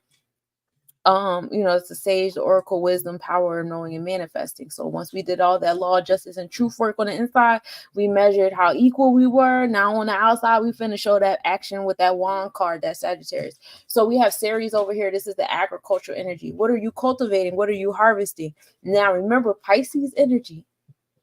There are still some energies that are fighting. We have two fishes over there, one going upstream and one going down. That means that they're equal opposite energies. So every time y'all do some dope shit, some righteous shit, whatever how way you want to label it, guess what? It's going to be an equal opposite energy, because there's still energies that's fighting to stay in power, to stay in authority. That's also Saturn sitting in Pisces energy. Ceres over here is reminding you these motherfuckers trying to harvest and cultivate your energy. And that's what they're doing over in Pisces. Now, we not the only people that know these placements. We not the only people that know Sephiroth and how to connect the Sephiroth with the finite and infinite sides of self. We're not the only ones that know how to connect the Sephiroth and the astronomy and astrology with the chakras.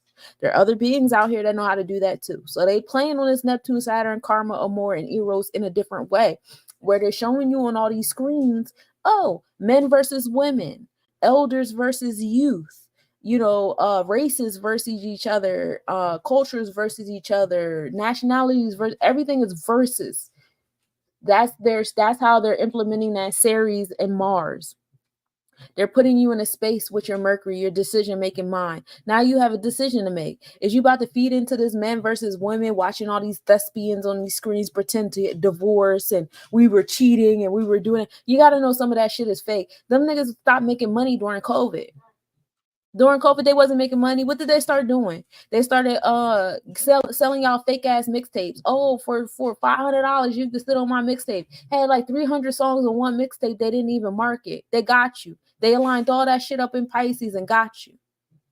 Not everybody can make a mixtape though. So what about the other people that aren't good at convincing y'all to spend $500-$600 for them to show up at your event or for them to put you on a overpopulated mixtape?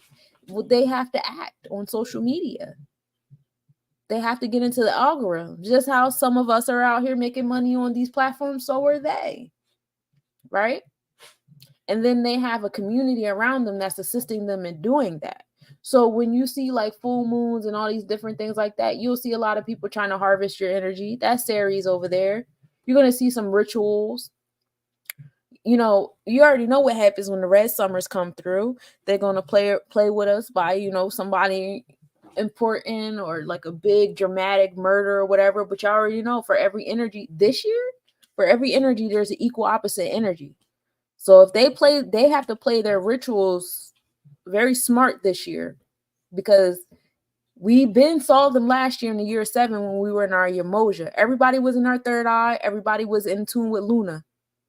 We was seeing it all with the third eye. Everybody's third eye was wide the fuck open, even people that was fighting it. You couldn't help but see shit.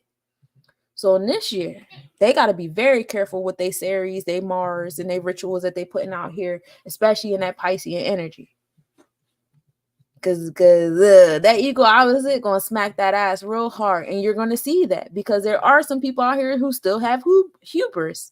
They're still going to test the waters. They're going to still think that they are exempt from that equal opposite energy. And we're going to watch firsthand what it looked like to get that hand pop from a figure 8. All right. We've probably already seen it. I just don't know because I don't be all the way in, you know, pop culture. I just see what gets force fed to me. And you got to have a really strong algorithm to get force fed to me. I want to call. I'm on a live. So people are seeing. Yeah. They can't see you though. I thought they were like, I thought you were in a call and just talking about stuff. No. What? I'm talking about stuff. Somebody in live with you? No, it's just me. I just be here talking to myself. It's like, no, they watching. They in the comments though. I can see people commenting. You want to do like a comment reader video like that? Yeah, just not right in this moment. I just want to get through these planets real quick. Okay. I mean, feel free to, you know, chime in if you know some stuff. I love backup singers and. Okay. But you know, I'm David Ruffin though. What? Bella LaFleur. Hello, my love. But yeah, so what else we got? So Mercury over here with the decision-making mind, in Sagittarius, so you'll find the space and time. Oh, we started off at a 22-degree master builder with the Mercury. Okay, gang off in this thing. That's what we started off on the New Year's. So this these planetary placements that you see on the tropical and Vedic chart, this is where they were at midnight on January 1st. So the beginning of the last quarter of the year, this is how we starting off the last quarter. So we started off with Mercury at a master architect number. So that's pretty cool. So being a master, hey, Scooby. Being a master architect in our decision-making mind, and when we got different crossroads, how we teach, how we learn. So in this space and time, again, coming back to the year 7, all that stuff y'all was learning, you guys are going to be called to build with the things that you've learned, things you guys have been studying and going inward about, etc., etc. Venus is also here. So our heart chakra, again, connecting our heart chakra to our sacral, but also the divine connection between, you know, the things that you see coming out too with people who have been moving in spaces of obsession and addictions and different things of that nature. Not only is it happening in the mindset with Jupiter and Taurus, but it's also happening in experiences with Venus and Sagittarius. So that's a divine connection, you know, as above, so below, with the sacral and the heart chakra there. Oh man, I could read this shit for hours, man. I see so many things I could tell you. But you know what? I'm just gonna slowly unravel it during the hump day readings. I promise. This is not gonna be last time. So now we get into the solar plexus chakra. This is the star of the show, for real, that we are in the year of 8. So the solar plexus chakra, this is our courage and confidence. This is where we enforce the law of Mayat that we developed over there in our Olukun or our Pisces energy. This is also where we enforce what we created over there in Babalao and our root chakra with authority, discipline, order, resources, survival of self, and all that fun stuff. Mars rules over the solar plexus chakra, which is also in alignment with Ogun, right? This is the energy of rebirth. This is like, so Mars rules over like strategic decision making. Like this is where we're playing chess at. You know what I mean? So you went through the moral and ethical code, you went through the boundaries and orders and social awareness and unity, and now you're being strategic with that knowledge here. All right. And also, this is the gut. And we know that the gut controls the mind. Everything starts with a thought before it comes enforced into the heart chakra, which we'll get into after this one, of course. So, in this space and time, let's talk about the gut. The gut right now is in Sagittarius season. Please be careful with that gut, y'all. When does Mars enter? Let me say. Mars enters Capricorn zodiac. Oh, it entered Capricorn zodiac already. So Mars is currently in Capricorn. That happened on the 5th. That happened at 6:50 a.m. on the 5th. It enters Cap constellation on February 6th at 9 a.m. Just keep that. You can write that down somewhere or something. I'm probably gonna be awake by 9 a.m. You're gonna be awake by 9 a.m. Okay. So yeah, so Mars right now being present is a Capricorn, but when we first started the month at midnight, it was at a 27 degree Sagittarius, finding that duality in perfection. 9 retribution. 2727 is 99. 9 plus 9 is 18. We come back into 9. So 9 on that Sagittarius energy is what we started the month off in. Remember, this is letting you know what the theme of the last quarter of this year is finna be about. That sacral chakra shit. And we know the sacral chakra is in alignment with the heart chakra right now. We is all about our senses right now. If your spider senses is tingling, y'all need to start listening to y'all senses. If you're, it's no other way I can repeat that. It is what I just said. But you're being motivated by your root chakra now being present as Mars is currently in Capricorn energy. Now the strategy is on discipline and order. Some of you guys want to start moving like we're in the summer solstice. That is not true. We are in the winter solstice. So be mindful of that. You cannot do what we were doing in the middle of June, in the middle of January. That's not how this works. I talked about that earlier in Metu Netter. So, we got ancient texts to support. Please, y'all, just let winter be winter. It's okay. When you see the leaves start growing back on the trees, then y'all can go crazy. And that's not going to happen till like closer to Aries. So just chill the fuck out. You got too many tingling spider senses. I mean, yeah, you're going to have a lot. And then in this space and time, especially you, because you're a water energy and you hold memory, and not all those memories are yours. So you have to have discernment. Because remember, like I told you, moderation is key. And the universe ain't going to give you more. And I'm not assuming that you're saying you're overwhelmed. Just, I don't know why I said that, for real. I guess it was something that you need to hear. But yeah, have discernment and balance with that, for real. Because you don't want to overload yourself. You are entering your Jupiter return in a space where we're learning, no excessiveness. So be mindful of that.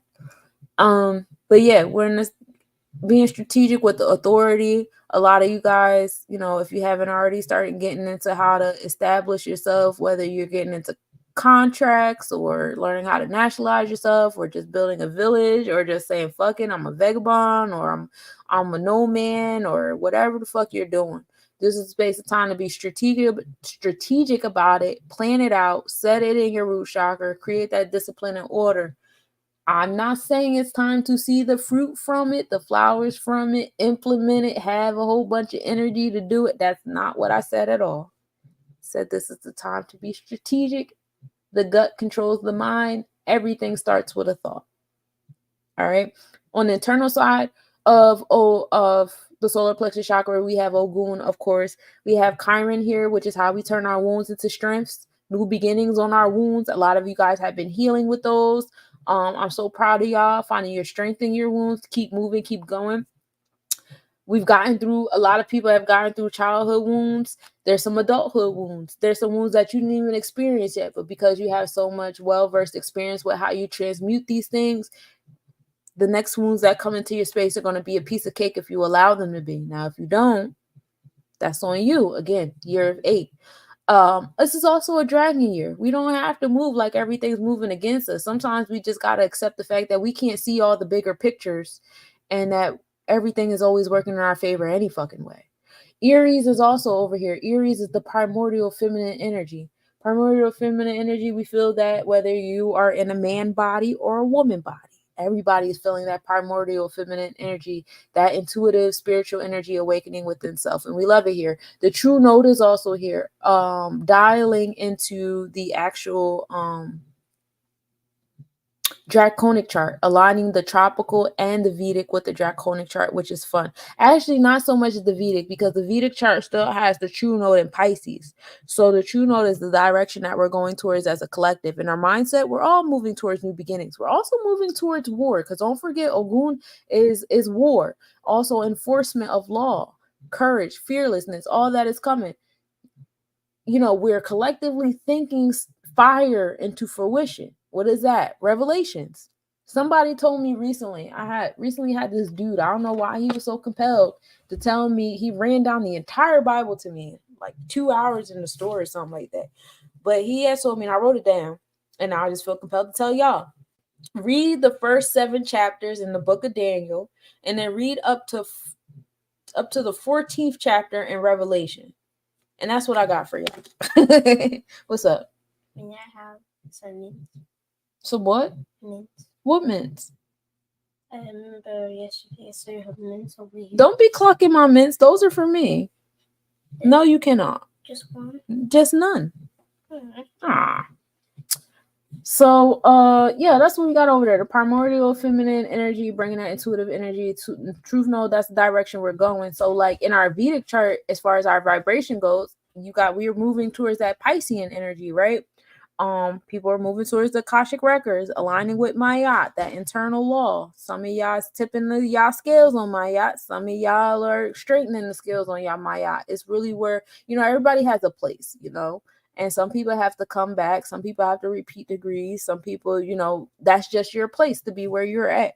And that's okay. So yeah, that's the true node. The vertex, what we're actually experiencing, attracting in our force field is in Aries, new beginnings in our vertex. This is a beautiful time of cleansing. We can align the vertex with our Chiron as you start to transmute your wounds. Ooh, 111. Oh, 111. Oh, it's a good time. We love it here. Happy 111, y'all. A day of 3 on an 8. It is a day of 11. I'm an 11 number. So yeah, a vertex. What we're actually, experiencing in our space is usually a place of new beginnings, enforcement, law, courageousness, and confidence. You got to know that the universe is working in your favor. You will be pushed or challenged to be in certain spaces that they hurt. They're not fun. They're like, it feels like, what the fuck? Why me or whatever? But it's not like a why you. It's like, yo, this is what you're attracting. This is the new beginning. They set shit on fire and then new stuff comes, right? They started that shit last summer when over here in Jersey, especially when they were setting the forest on fire and saying it was coming from Canada. That was weird. But okay, we had a whole summer of, fire air. But that was another vibe of Aries new beginnings. And it's unfortunate. I know a lot of people couldn't handle the air quality, in that space and time. So, that became like a rebirth situation for a lot of lineages and things like that too. My condolences. But that's what's happening in the internal side of the solar plexus chakra. Also, this alludes to the hole in the sun and the solar flares, right? Like it's in our vertex. You feel me? It's in the direction we're going, kind of getting like swallowed back up into the sun. It's funny here. But it's also in your solar plexus chakra. Again, we're extensions of the space. So it might not be as drastic as we're making it out to be. but we would like for it to be, because yawn, I'm bored. I was kind of excited when I saw that it was like aliens gonna be in Miami. I was like, oh shit, Miami. I thought it was gonna be like Virginia or like fucking Dakota or something, like on the mountains, but Miami is cool. Like, yeah, they probably was looking for the hoochie daddies. And so, I mean, I wouldn't have went to Miami. If I was an alien and I could go anywhere, like, why Miami? But okay, cool. Like, go off. They do got nice beaches over there. Then I saw the video where they were like putting the actual aliens on there and they look like the Attack on Titan aliens. That was wild. Don't do that. Y'all was wrong. But you know, that's another big bubble that's gonna pop with the excessiveness. All the stuff that everybody's doing with AI, you got too comfortable.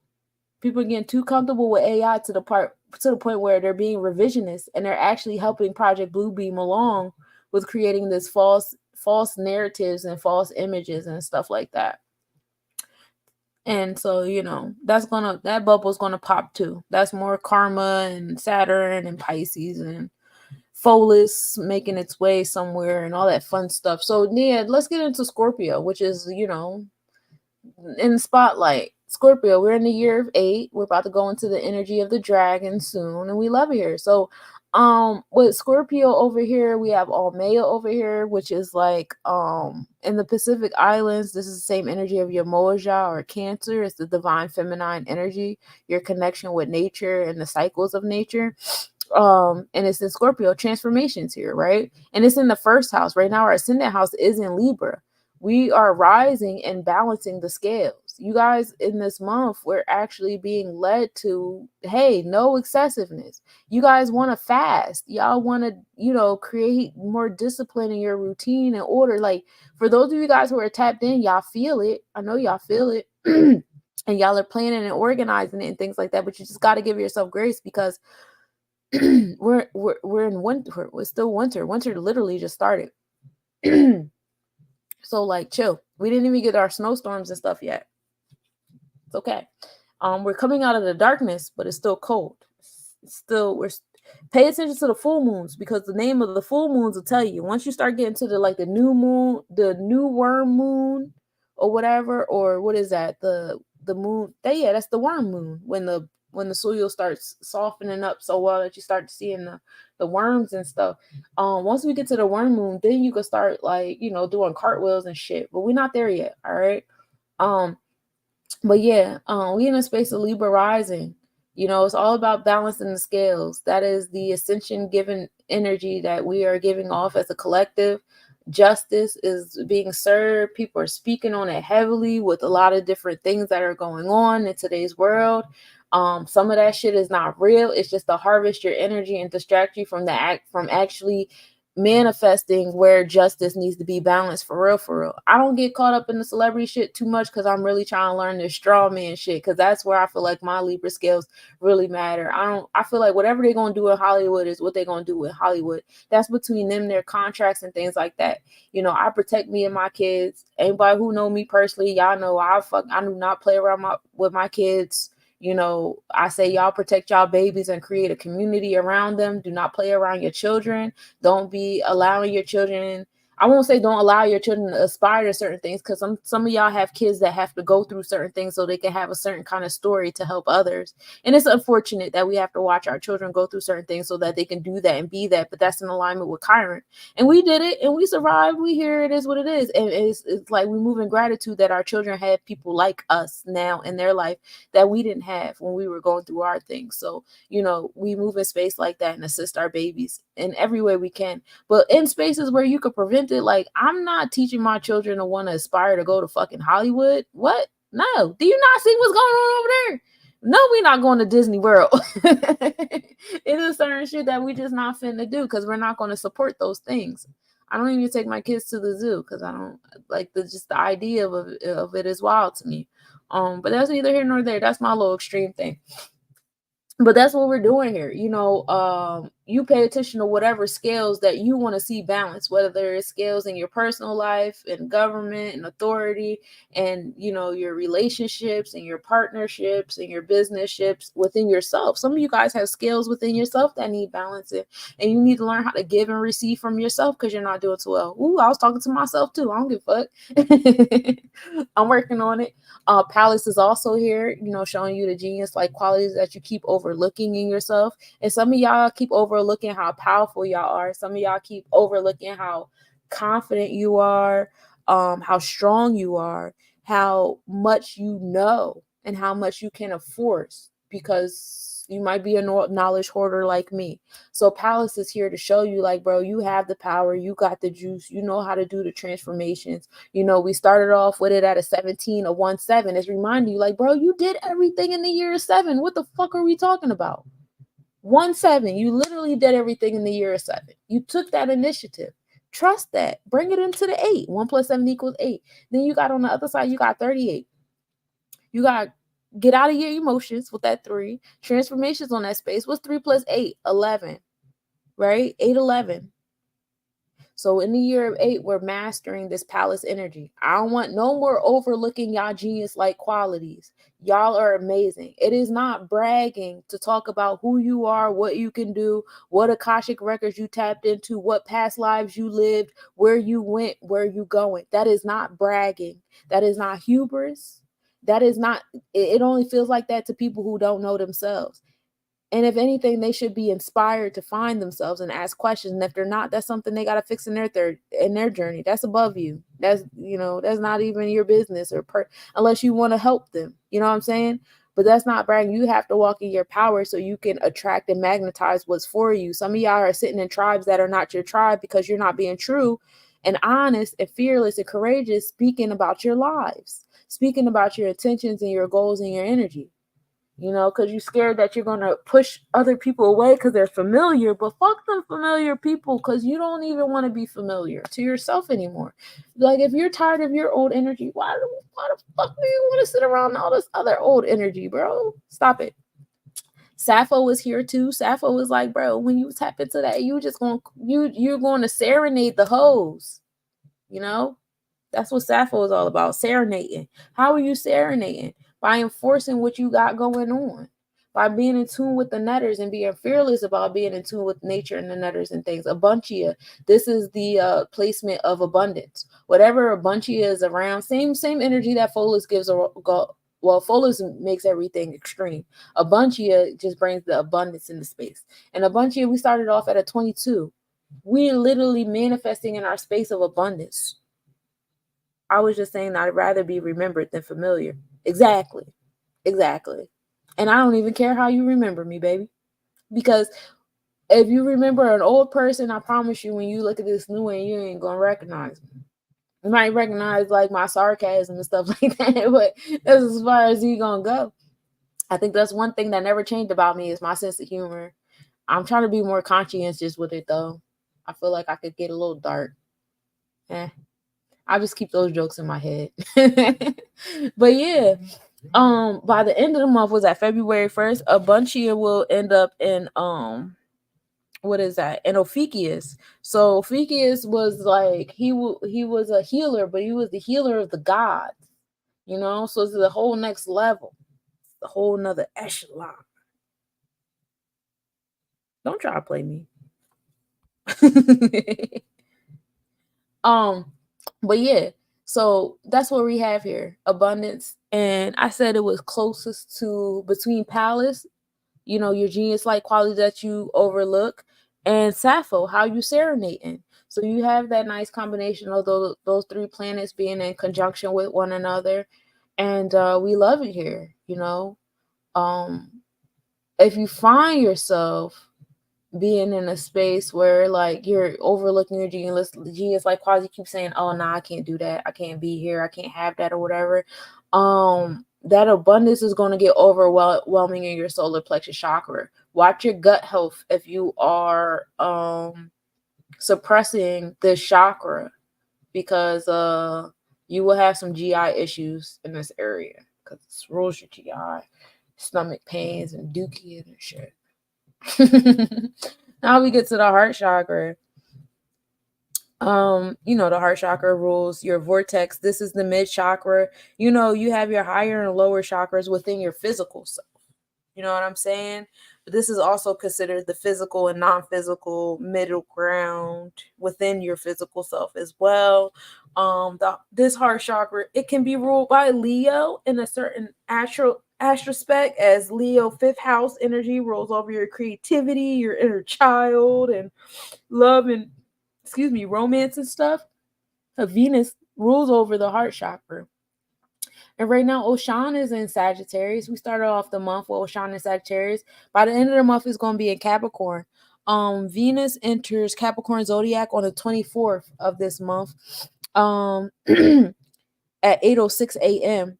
And Venus enters the Sagittarius constellation at 1 on the 19th at 7:47 a.m. The 19th is a cool day, and I like 19s. Y'all know why? It's my day. But being present, Venus being a Sagittarius, we talked about that when we were down in the sacral chakra, but let's talk about it while we're up here in the heart. So this is the connection of the heart and the sacral chakra.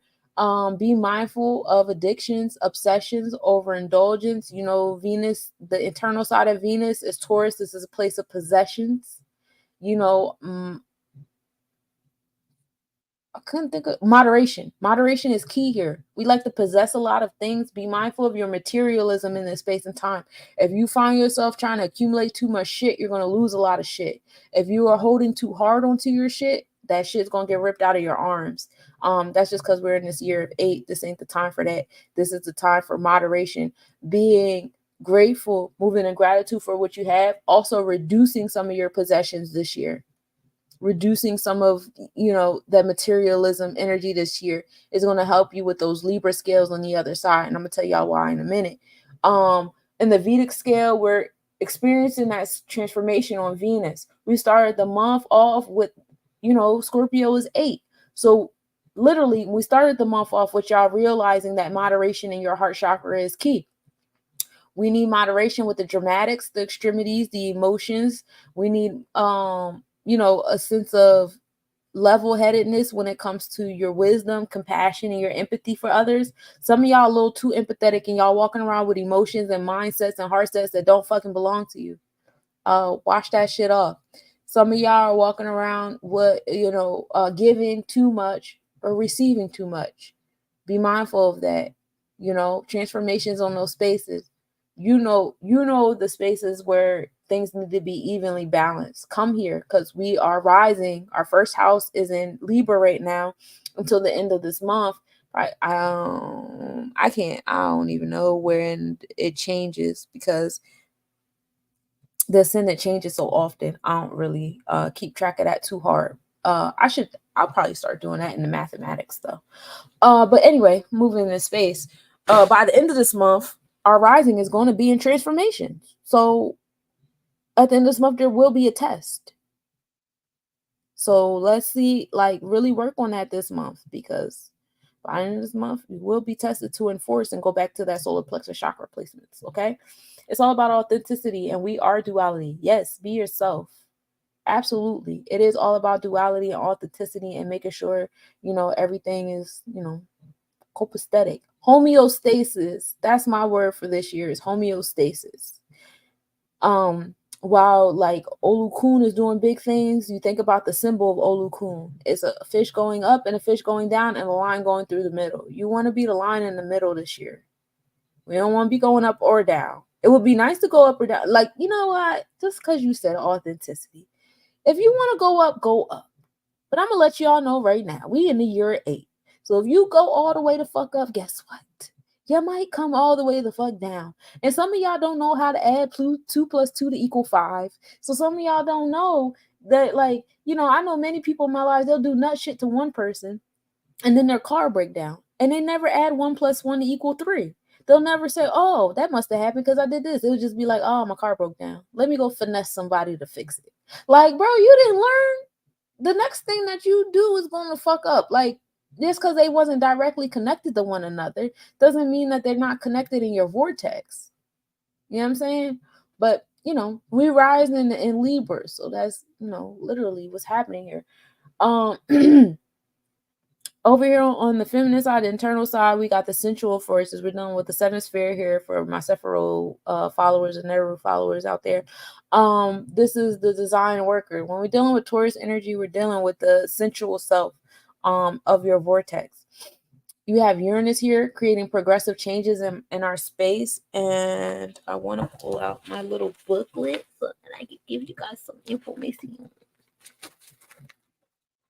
But yeah, Uranus is creating progressive changes in our space, getting you to do things different, change up how you approach people, places, things, and situations. Uranus has been in Taurus since like 2019 when the money changed, right? We had started off with one cryptocurrency, now we have a ridiculous amount of cryptocurrencies.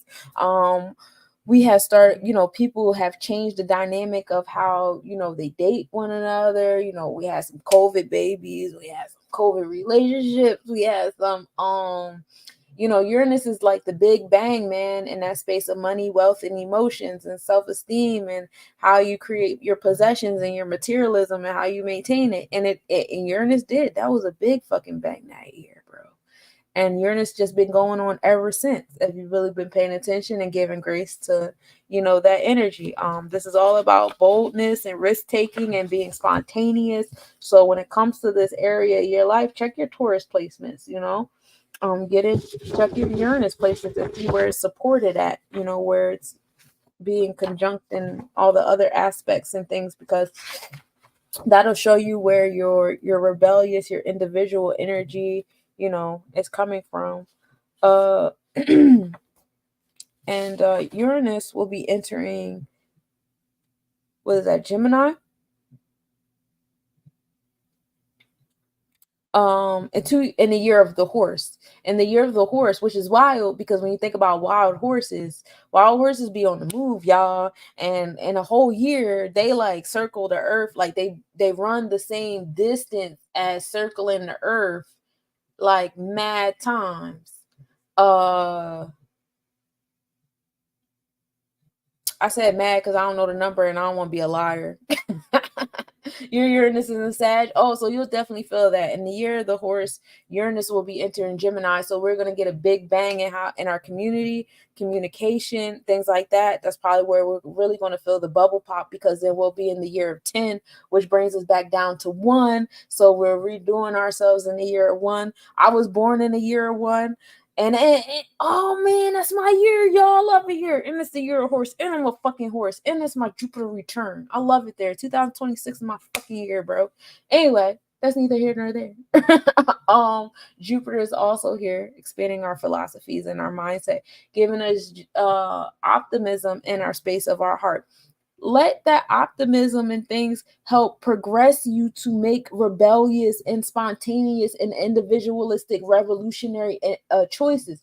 Like, let that Jupiter and Uranus support each other. Okay, let them play with each other. You need optimism to do new shit. If you walk around doing new shit thinking you can't do it, then you're not going to do it. Remember, these placements are in your vortex. Okay, so this is very important for my people that like to manifest and shit out there. If you out there saying I want this, I want that, I want this, but then you still having that thought in your head like, maybe I shouldn't be doing that, maybe this isn't the best idea, da, da, da, da. If you're doing that in alignment with this, you're not allowing Uranus and Jupiter to be together, and we have to let them be together because they're there for us, And we move in gratitude and we give thanks to both of these planets sitting around each other and allowing us to have the optimism and to tap back into our inner child. Because remember, I told you the heart chakra is also ruled by Leo, 5th house energy.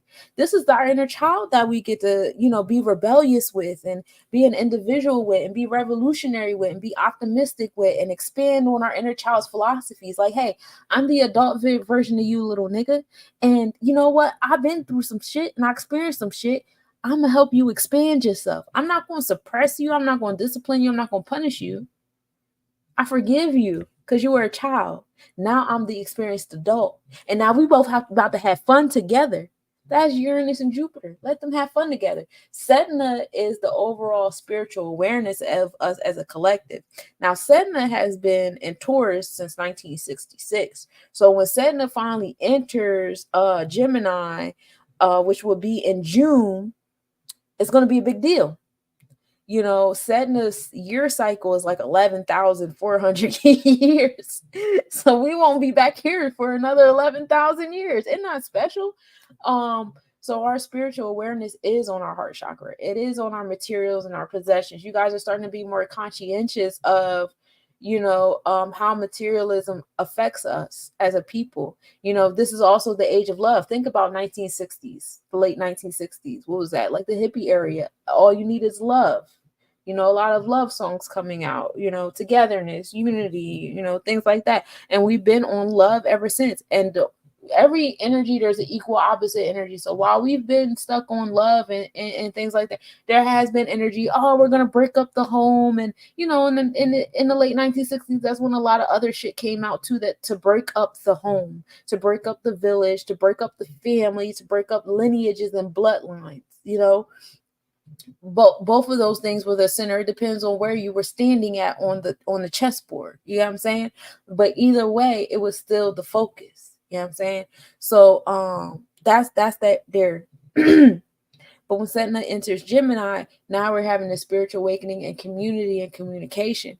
We stop being, stuck up on material things. Because while this is love and, emotions and things like that, this is also materialism. How we obtain it and maintain it, how it makes us feel, how our self-esteem is based upon our materials. And it has been, right?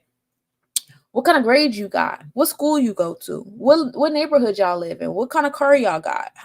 What kind of house y'all live in? What neighborhood y'all live in? What's y'all zip code? How many degrees you got? What school did you go to? That's all materialistic shit. That's all shit outside of self that you had to obtain and maintain.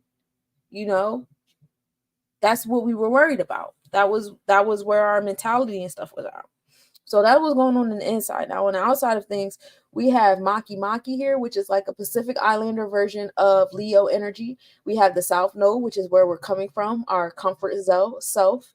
And we have Uranus, and of course we have the Urania, excuse me. Hold on. I got something in the middle of my screen. We have Urania, and then we have the ascendant. Urania is a Uranus type asteroid. And it's just like more in detail with that rebellious individualistic energy.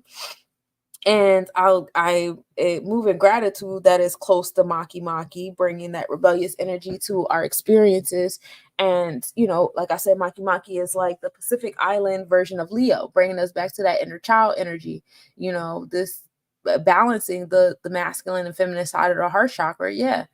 This is all about tapping into that inner child, allowing that inner child to take the wheel, but also be on the passenger, and you being the responsible, healed adult taking the wheel and on the passenger, and y'all learning how to trust each other and be in alignment with each other, because now you are the one that your inner child always wanted to be around, and that's fun. So accept that. And healing that mindset comes a lot with tapping into your personal Chiron. Some of you guys are still stuck on the fact, or stuck on time zones that no longer exist. Like, dang, I wish I would have had this. Okay, you're here now though. You're exactly who you wanted. So like, what are you gonna do with it? What are you gonna do for that inner child that always wanted you? You know what I mean? So that's what these questions come up to.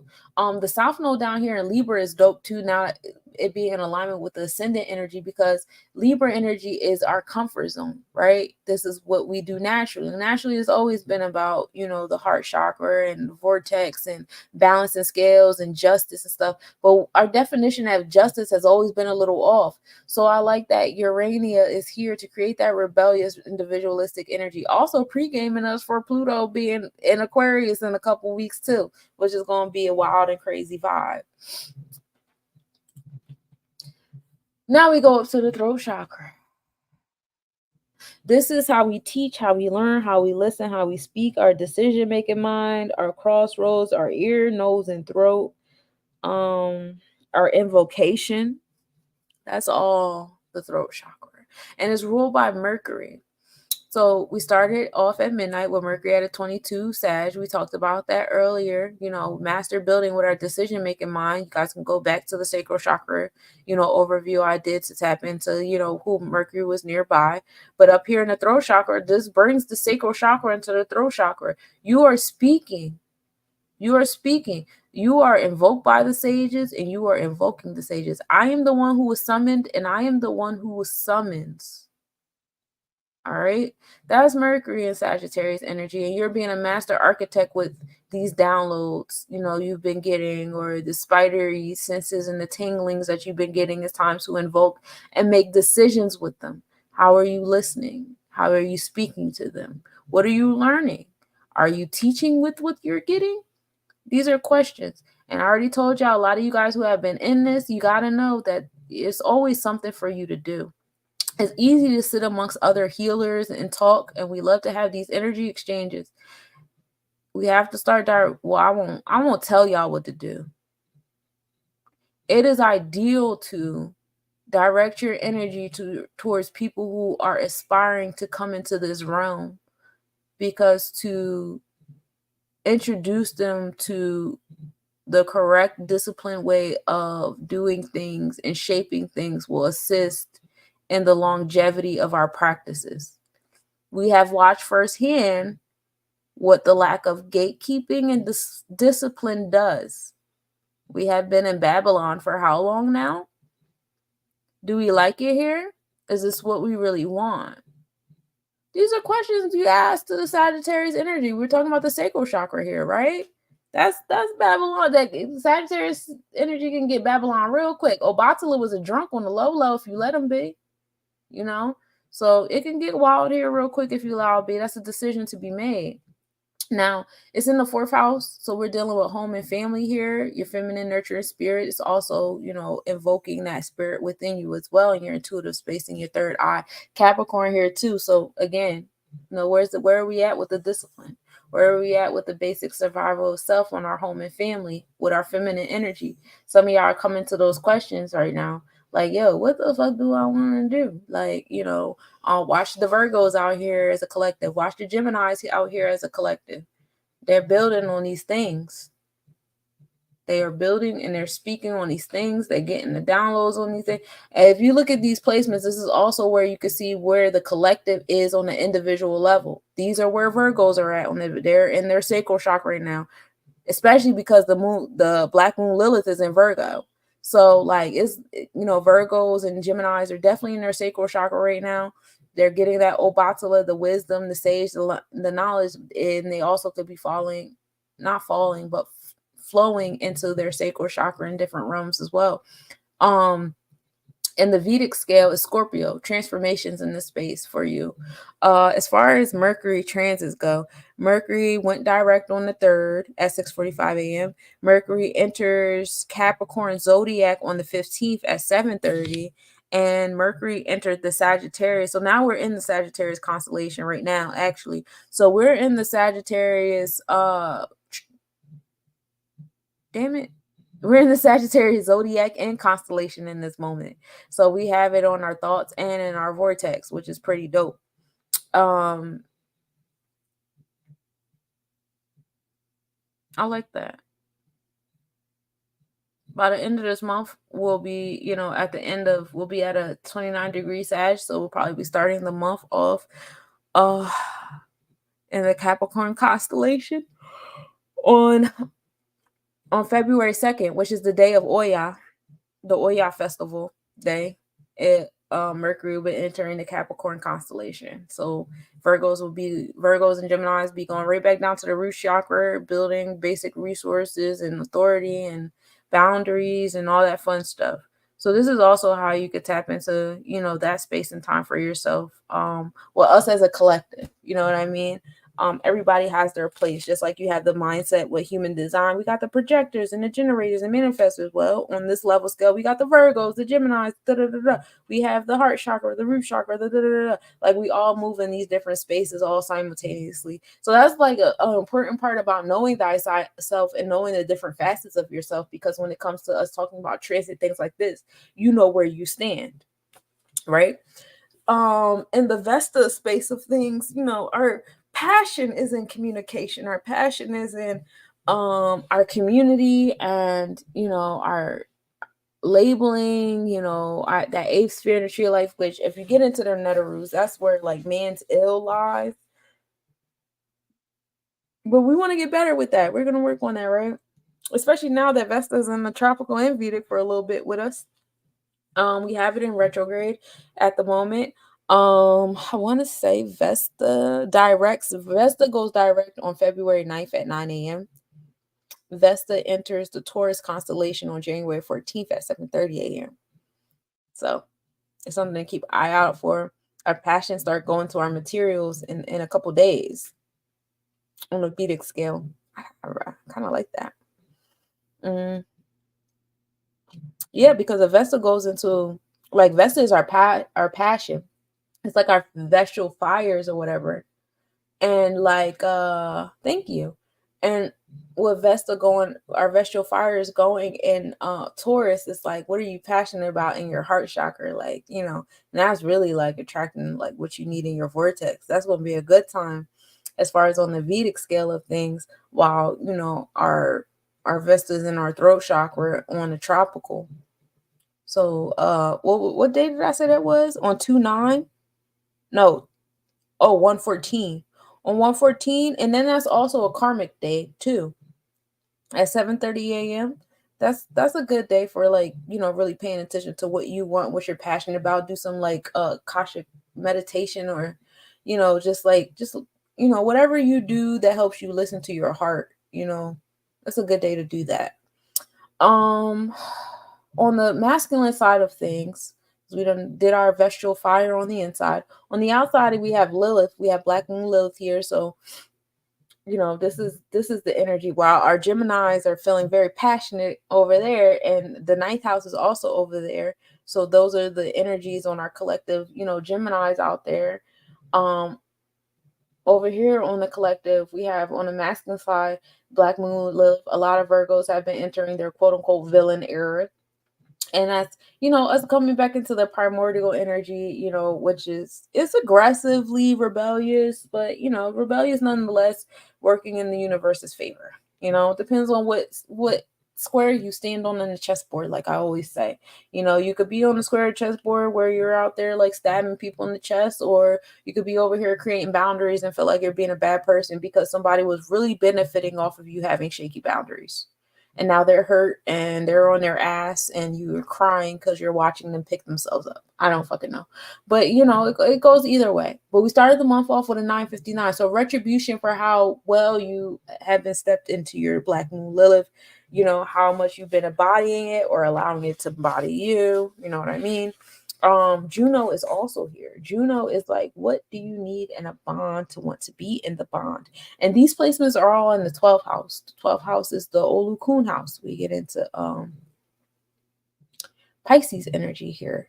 So this is all Akashic records around in the space of time. I know, like, a lot of Virgo people, you guys have been very much traveling and tapping into like people's Akashic records, helping people in this space and time, getting the downloads for that core type energy, right?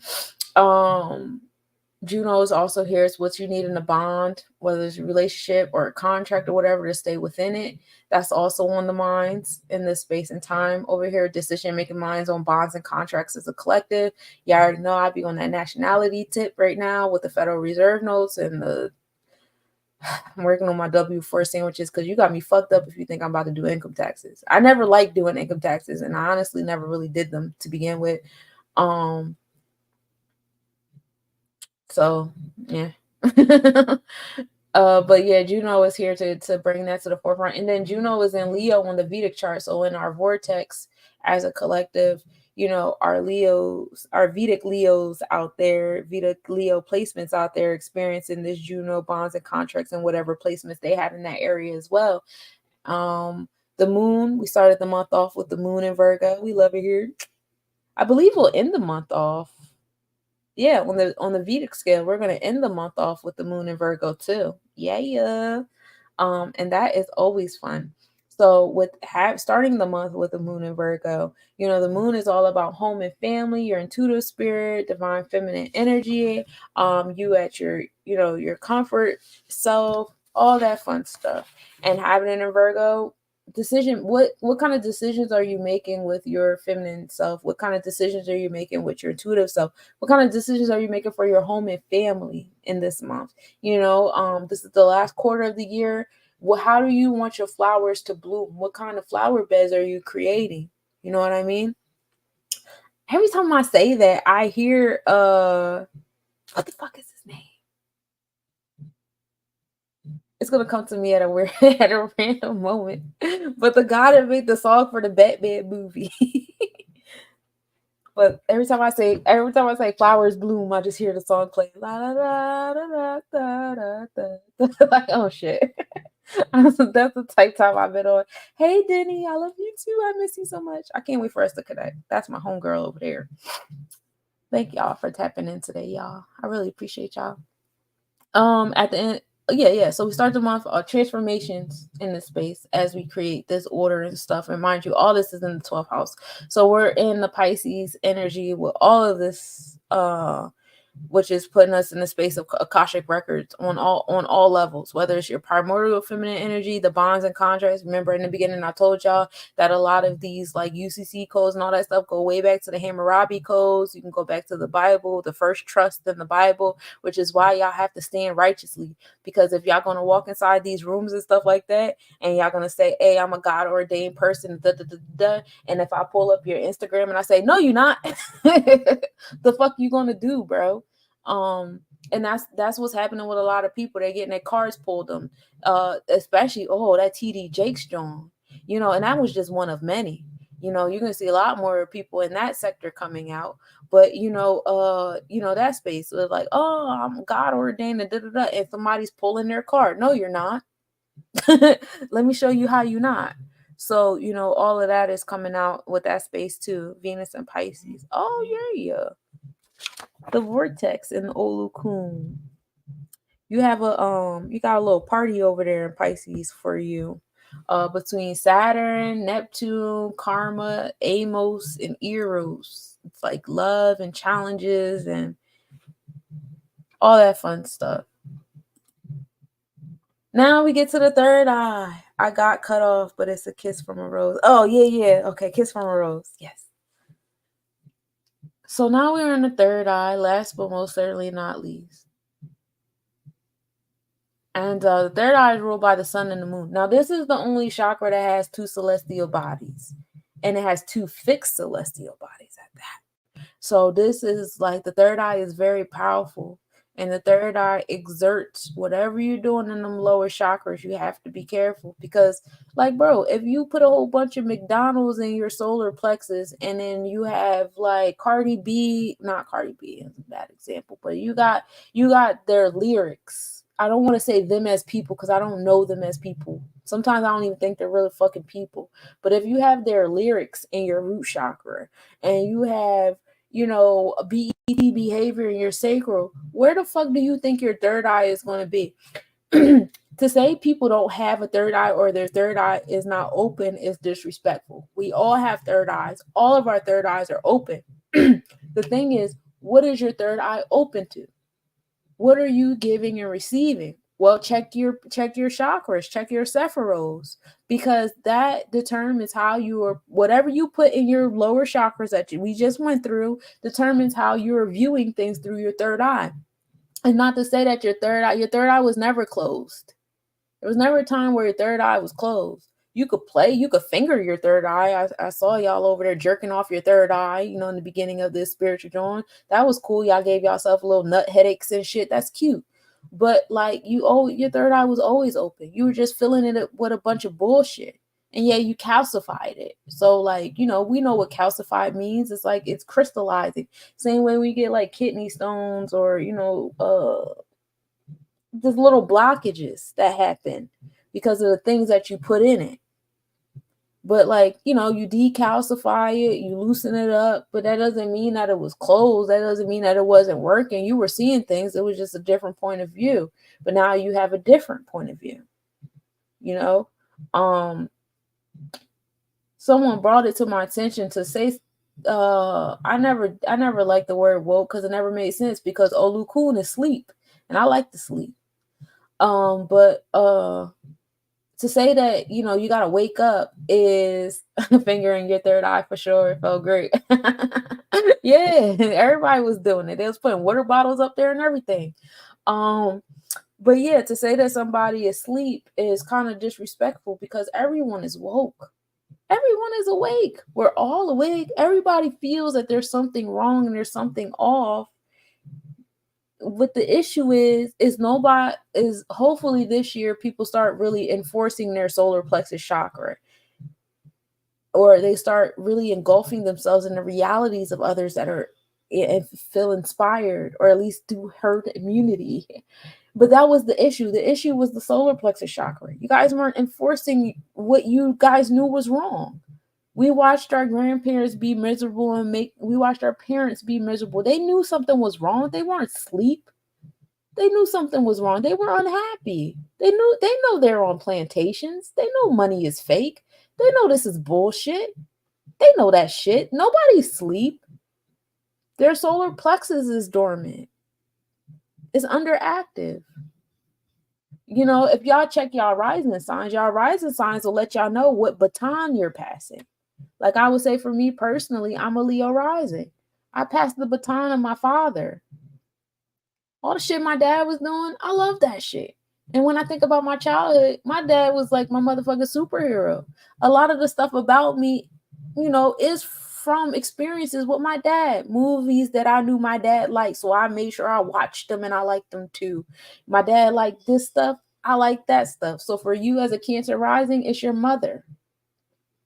You know, my dad is into music and the arts and all that.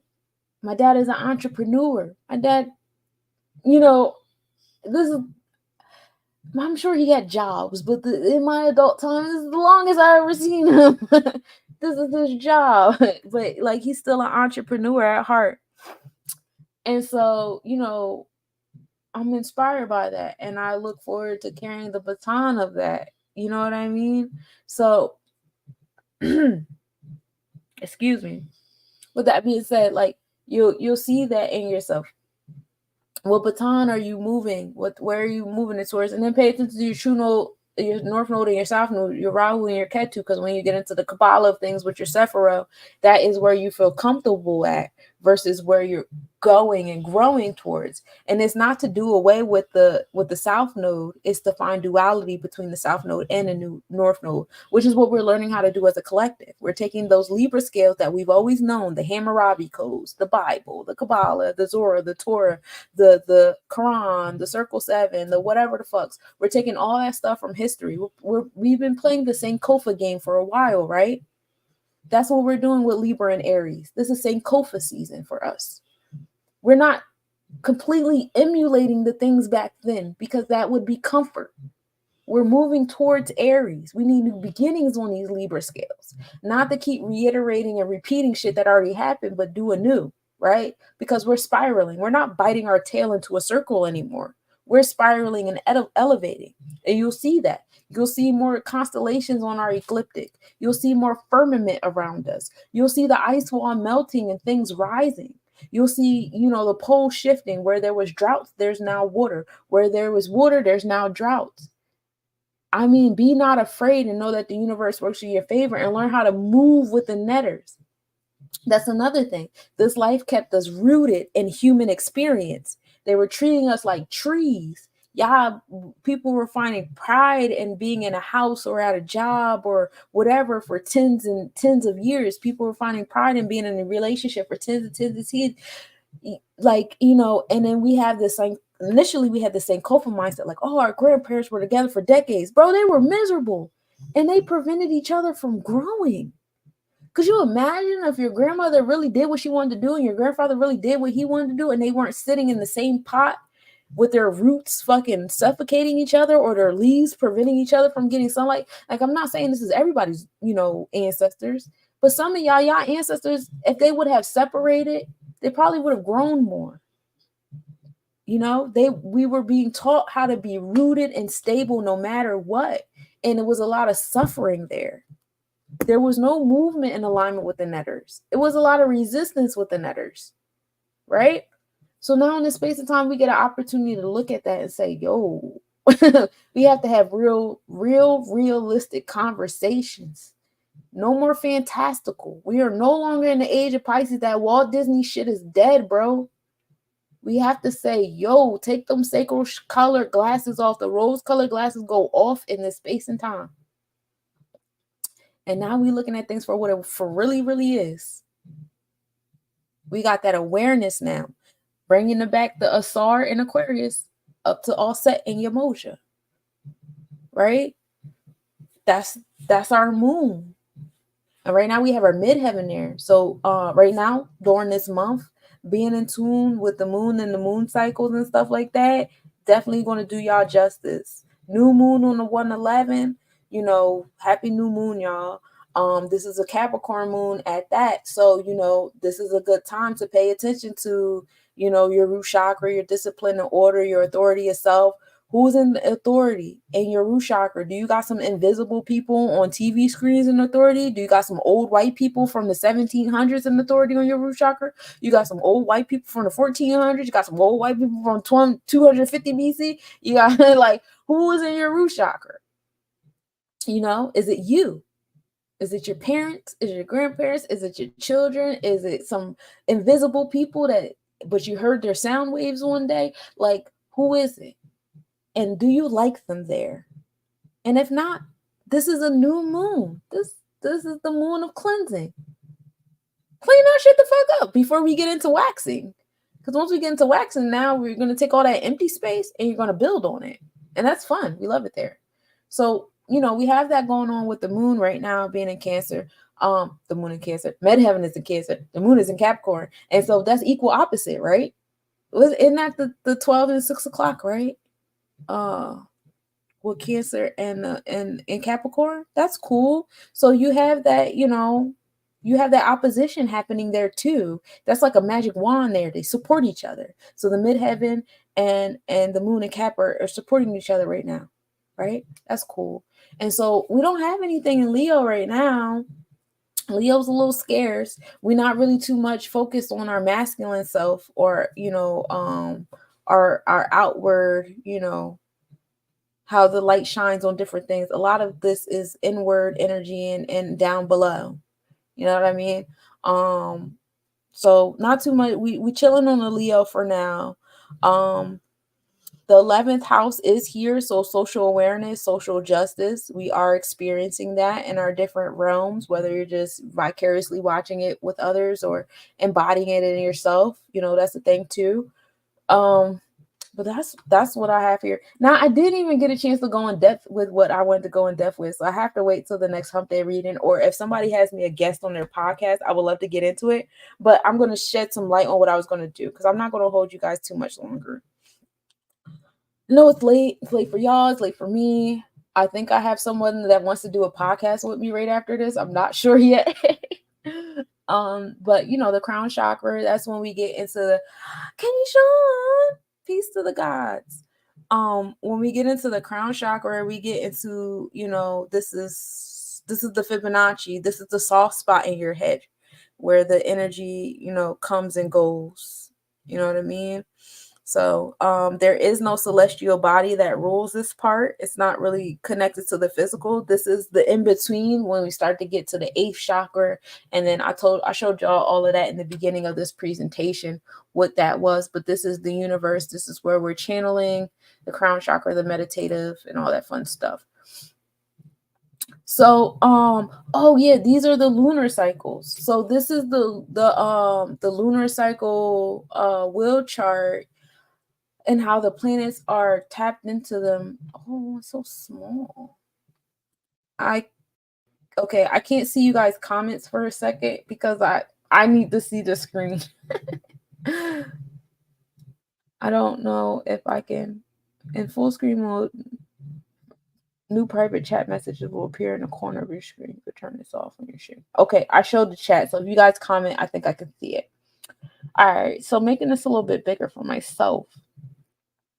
I do have this is what I wanted to get into a little bit more with y'all, the lunar mansions and stuff. We got like 27, 28. It takes 28 days for the moon to go through a whole cycle, and that's what it gets into. It's like a day and like a day and a night or whatever, right? It's like 28 days. So the midheaven, where do you want to start? I guess we could start.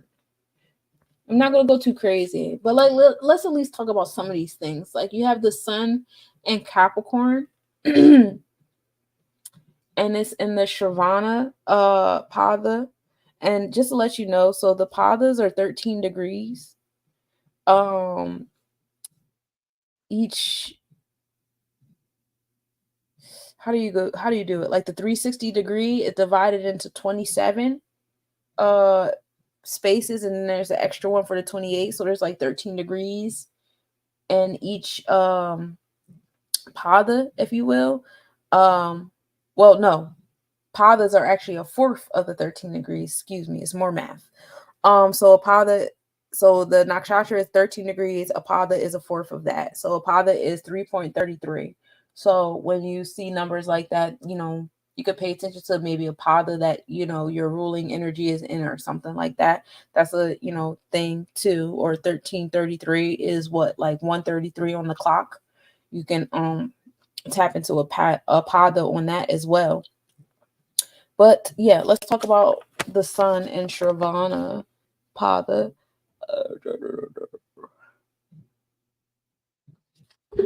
which is like the beginning of Capricorn. It's from the 10 degree to 23 degrees.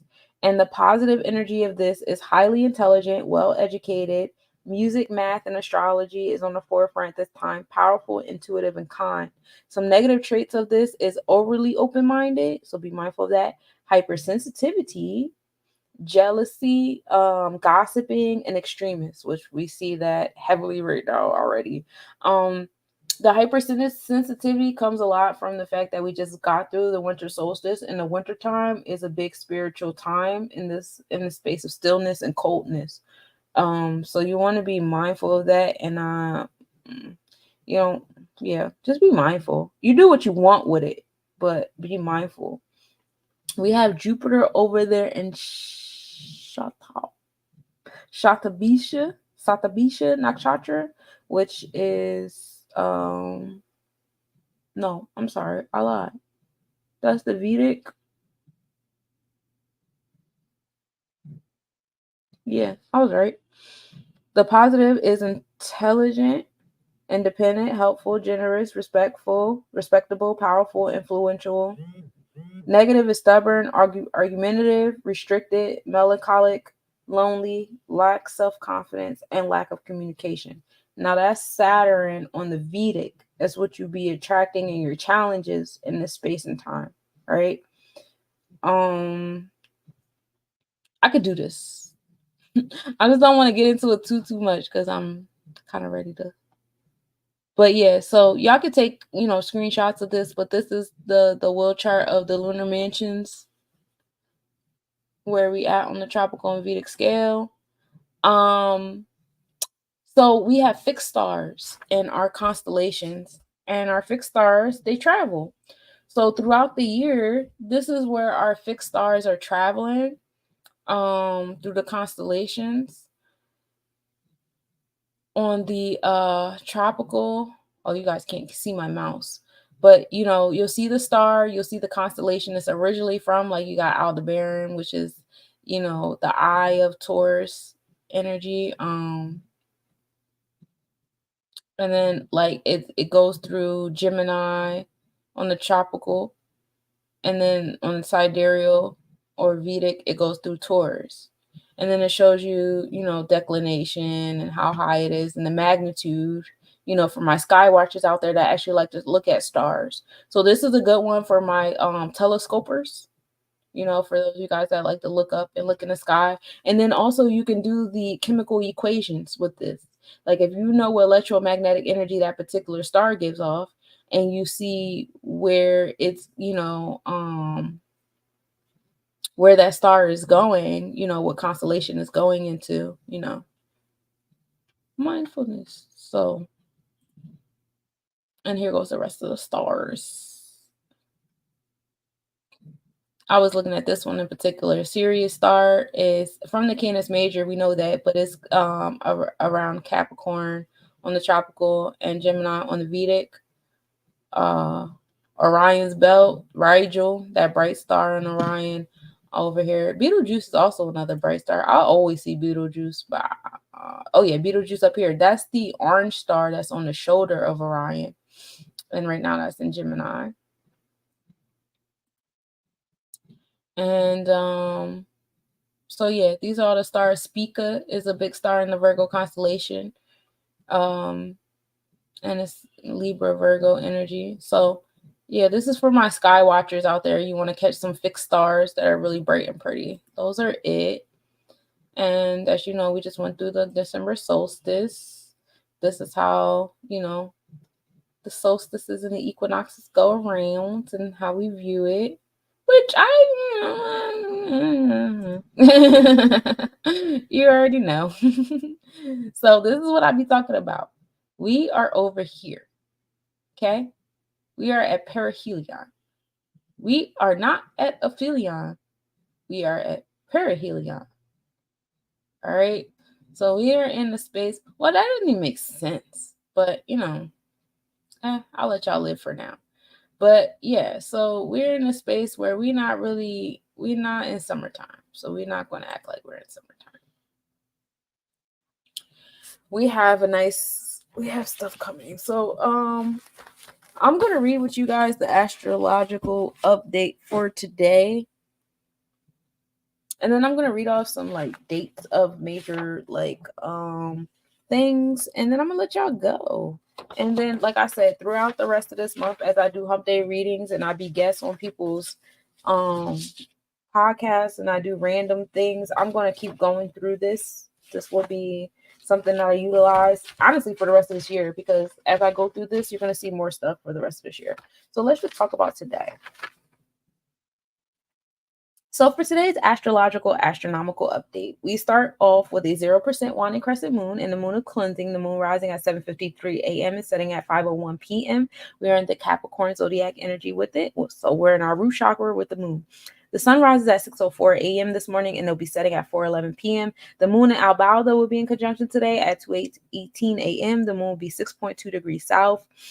The libration of the moon reaches an extreme value latitude of 6.5 degrees north at 11:11 a.m. So the north pole of the moon will be tipped into view at that time. The new moon is at 11:58 a.m. where the moon is between the sun and the earth, and no, it will not be visible. So that's what we have officially in the space and time for today. Tomorrow on the 12th, the moon and Pluto will be in conjunction. That will happen around 1:06 a.m. Mercury will have the longest morning elongation at 2:26 p.m. Castor will be opposite the sun at 2:41 p.m. Some other things to look out for. So what's that? 11th.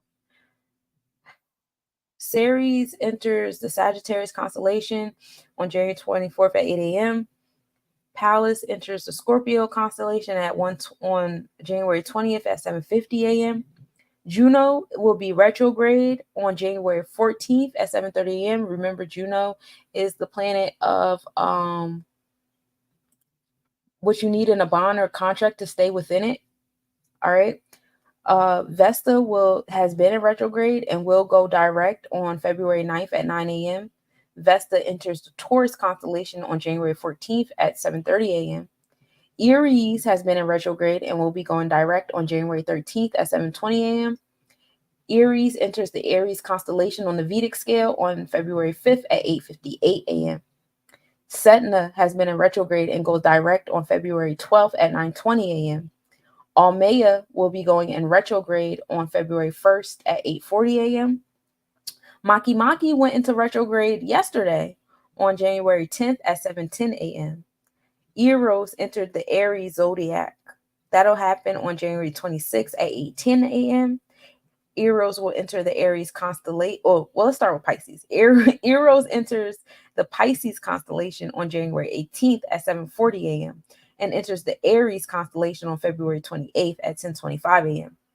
Sappho will be entering the Sagittarius zodiac at 9:40 a.m. And then I don't know why I didn't put a date there, but it will be entering the Scorpio constellation on January 28th at 8:20 a.m. Karma enters the Pisces constellation at 1:16 at 7:30 a.m.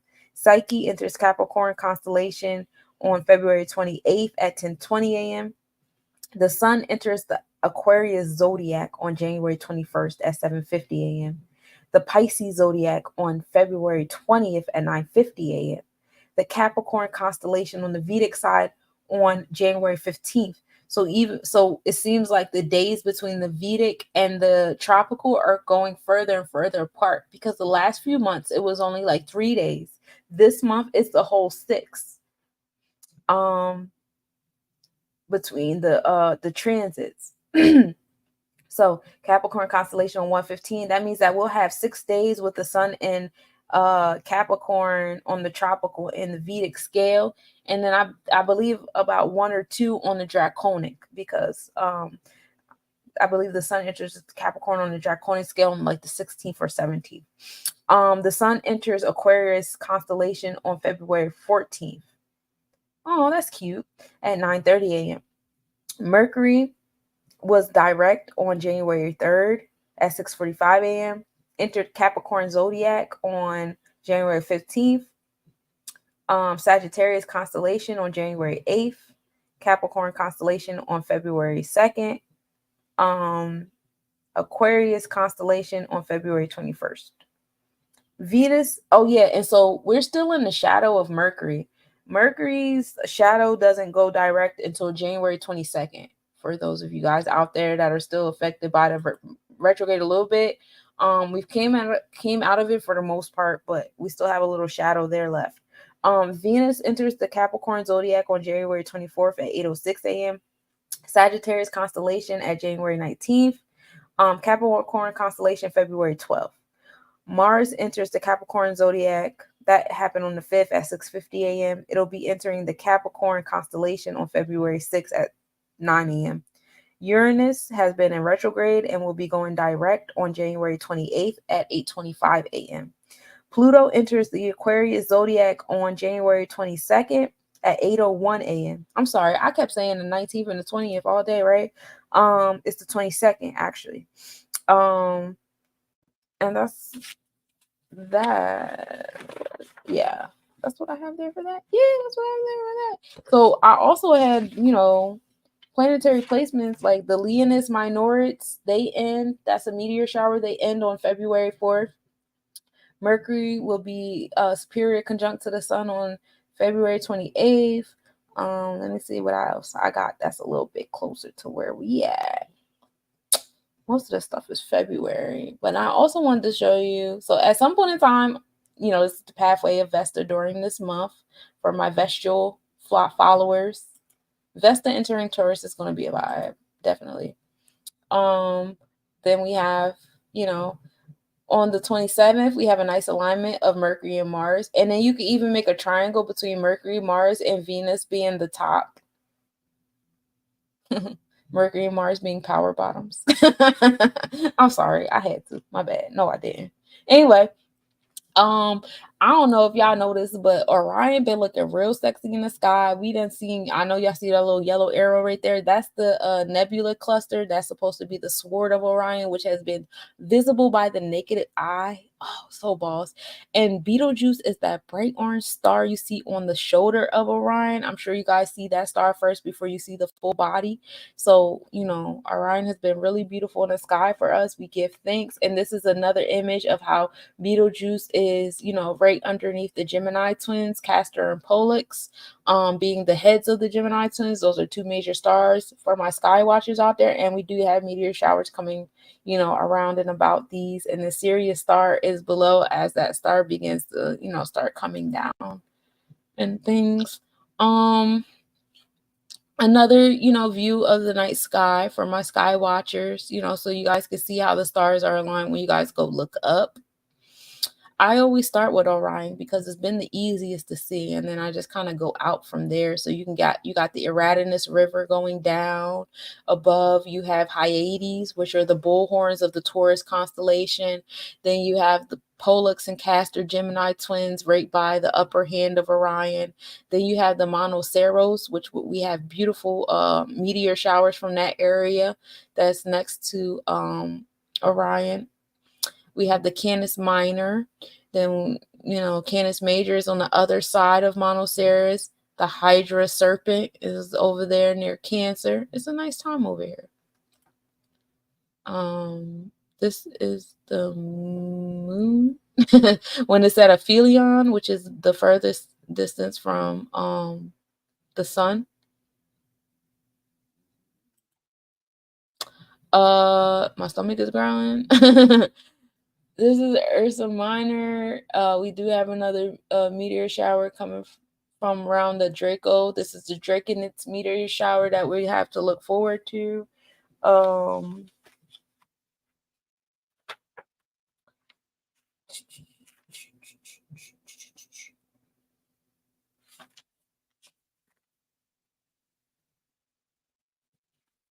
I believe that's like later on this month. I'm trying to find like the exact day so I can tell y'all, but my eyeballs start crossing after a certain period of time. It gets crazy over here.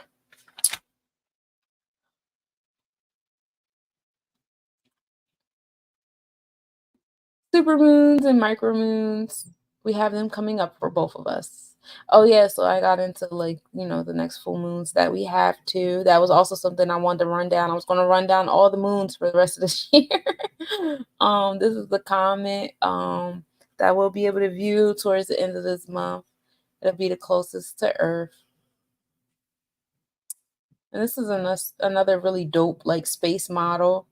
Realizing that space is water, different levels of water, and we have different firmaments that are different distances from each other with water in between, right?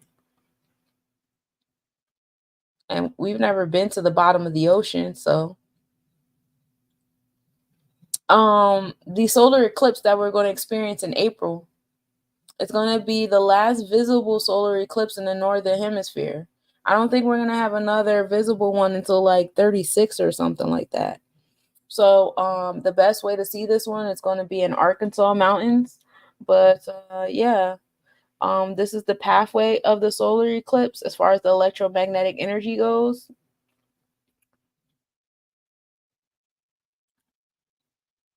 This is what I wanted to get into, and I'm going to have like a whole podcast about this one, a whole episode about this one, because I wanted to talk to y'all about the cycles.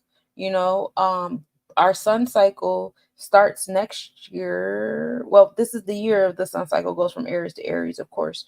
So, this is our last, quarter of this cycle. So I like these charts because it shows like how much time the sun, of course, on the tropical scale is divided into even 360 30-degree angles or whatever. So that's why you see perfection here with that. And then you see the dates of the ingresses that we have. So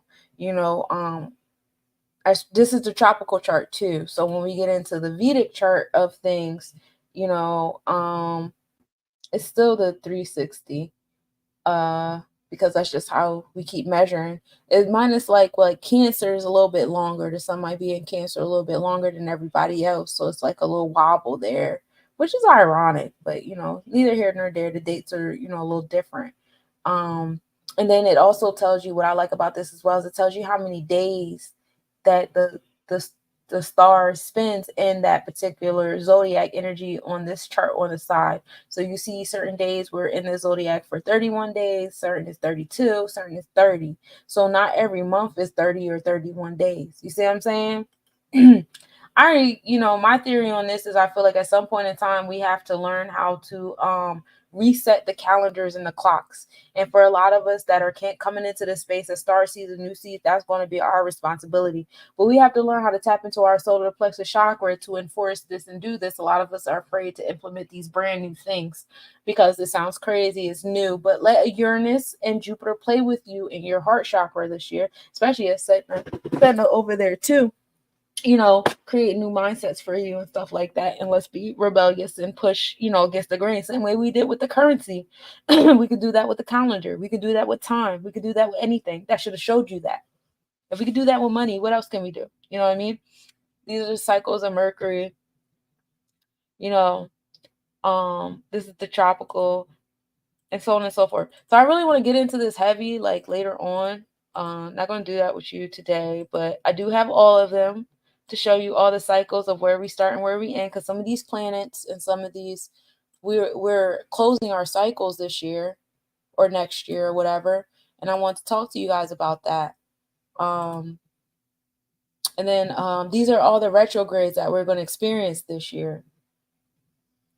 So, and I like this because it shows you how many days we're going to spend in those retrogrades.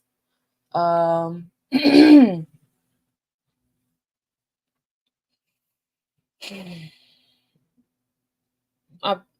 it Venus doesn't even go in retrograde this year. No Venus retrogrades this year, y'all.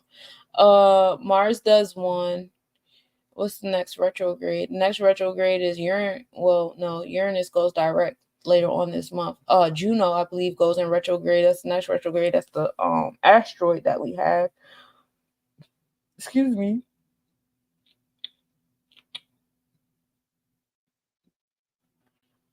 But I'm going to get more in depth with that with y'all, and then getting into the next, retrogrades that we have coming up with Mercury won't begin until next year. We're done for this year. Yay. And we keep going. And that's the end of the forecast that I want to show you. Oh man, this whole time y'all was commenting, I see none of this. I thought it was going to show up on my screen. Now I'm upset because I thought I pressed the button. All right, let me go through y'all comments.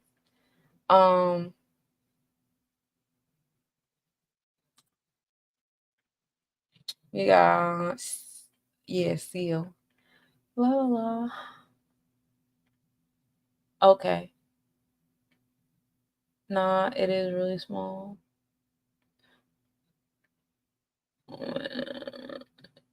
I'm trying to think of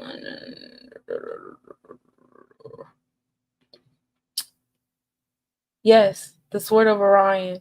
Yes, please go live. I know you see it outside. Orion's belt. Yeah, Orion's belt is always my starting point because they're the easiest. Jupiter has been my starting point as well, especially when it's conjunct with the sun, with the moon. I'm just like, okay, cool. Jupiter and Uranus conjunct. Yeah. Ready for summer. Thank heavens no more Mercury retrograde. Yeah, we're done for the rest of the year. The next Mercury, we're actually starting next year with the Mercury retrograde in Aries in April. So that's gonna be fun. So if you guys would like a personal reading, I do full 2024 readings. I do personal if you just want to get to know your natal or your progressive chart, whether it's on a tropical, Vedic, or draconic scale. I also do full panel numerology readings and gematria readings because your name and the numbers around you are given to you for a reason. So I love you. I love you. Thank you guys for tapping in. All those things were given to you for a reason. And so, like, if you're interested in having a personal reading, I don't just do one-shot readings. You guys can come to me for therapy too. I do have a background in psychology and behavioral coaching and all that stuff like that. I do 99-minute therapy sessions or 66-minute therapy sessions where if you already have your chart and you just want to come to me with questions and you want to go through it and you want me to align what you know with what I know and the Sephiros and the chakras and the netters and stuff like that, we can do that. It doesn't just have to be like a one-shot reading. It could be you just coming and sitting and getting answers that you need on a personal scale. I'm here for it. That's what I do. That's what I'm good at. I also do events. I could do a one-shot Sephiro or chakra reading event. If you guys want me to come do a workshop at your next space, whatever. Also, here are some of our sponsors. We have JDL Enterprises. If you want to become a certified safe space, I am the VP of JDL Enterprises. I'm also a professor. I teach my energy awareness courses within JDL. I'm slowly implementing my certification program into the school so you can get double certifications within the school. We are creating the mystery school in the making over this way. Body and Yoni Essential. Shout to my sister Danielle. She makes amazing body care products for men and women. Yoni steams, Yoni bars, men bars, different herbal supplements that assist you in your sacral chakra energy. Man, I get it. Everybody's time is stretched thin. The time is going by real fast. I'm patient, and we're all here for the divine alignment. And just to remind you, the Cosmic Nobody's Convention is still going on, but my time has been stretched so thin. I've been having a horrible time with marketing it. But I'm getting back to it. I'm trying my best, but we are still doing nominations. So, if you're interested in nominating or being nominated, you guys know how to reach me. Just ask me for the link. I know I've been like dropping the ball with marketing this, but nominations are open up until March because I know I've been dropping the ball with this. I'm probably going to end up extending it as well, but we are here with it for now. And we have so many categories like music, movies, dancing, business owners, readers, jewelers, community builders, educators, vloggers, bloggers, podcasters, everybody. Like, it's so many categories up there. The only gist is it has to be in alignment with providing edification to the people.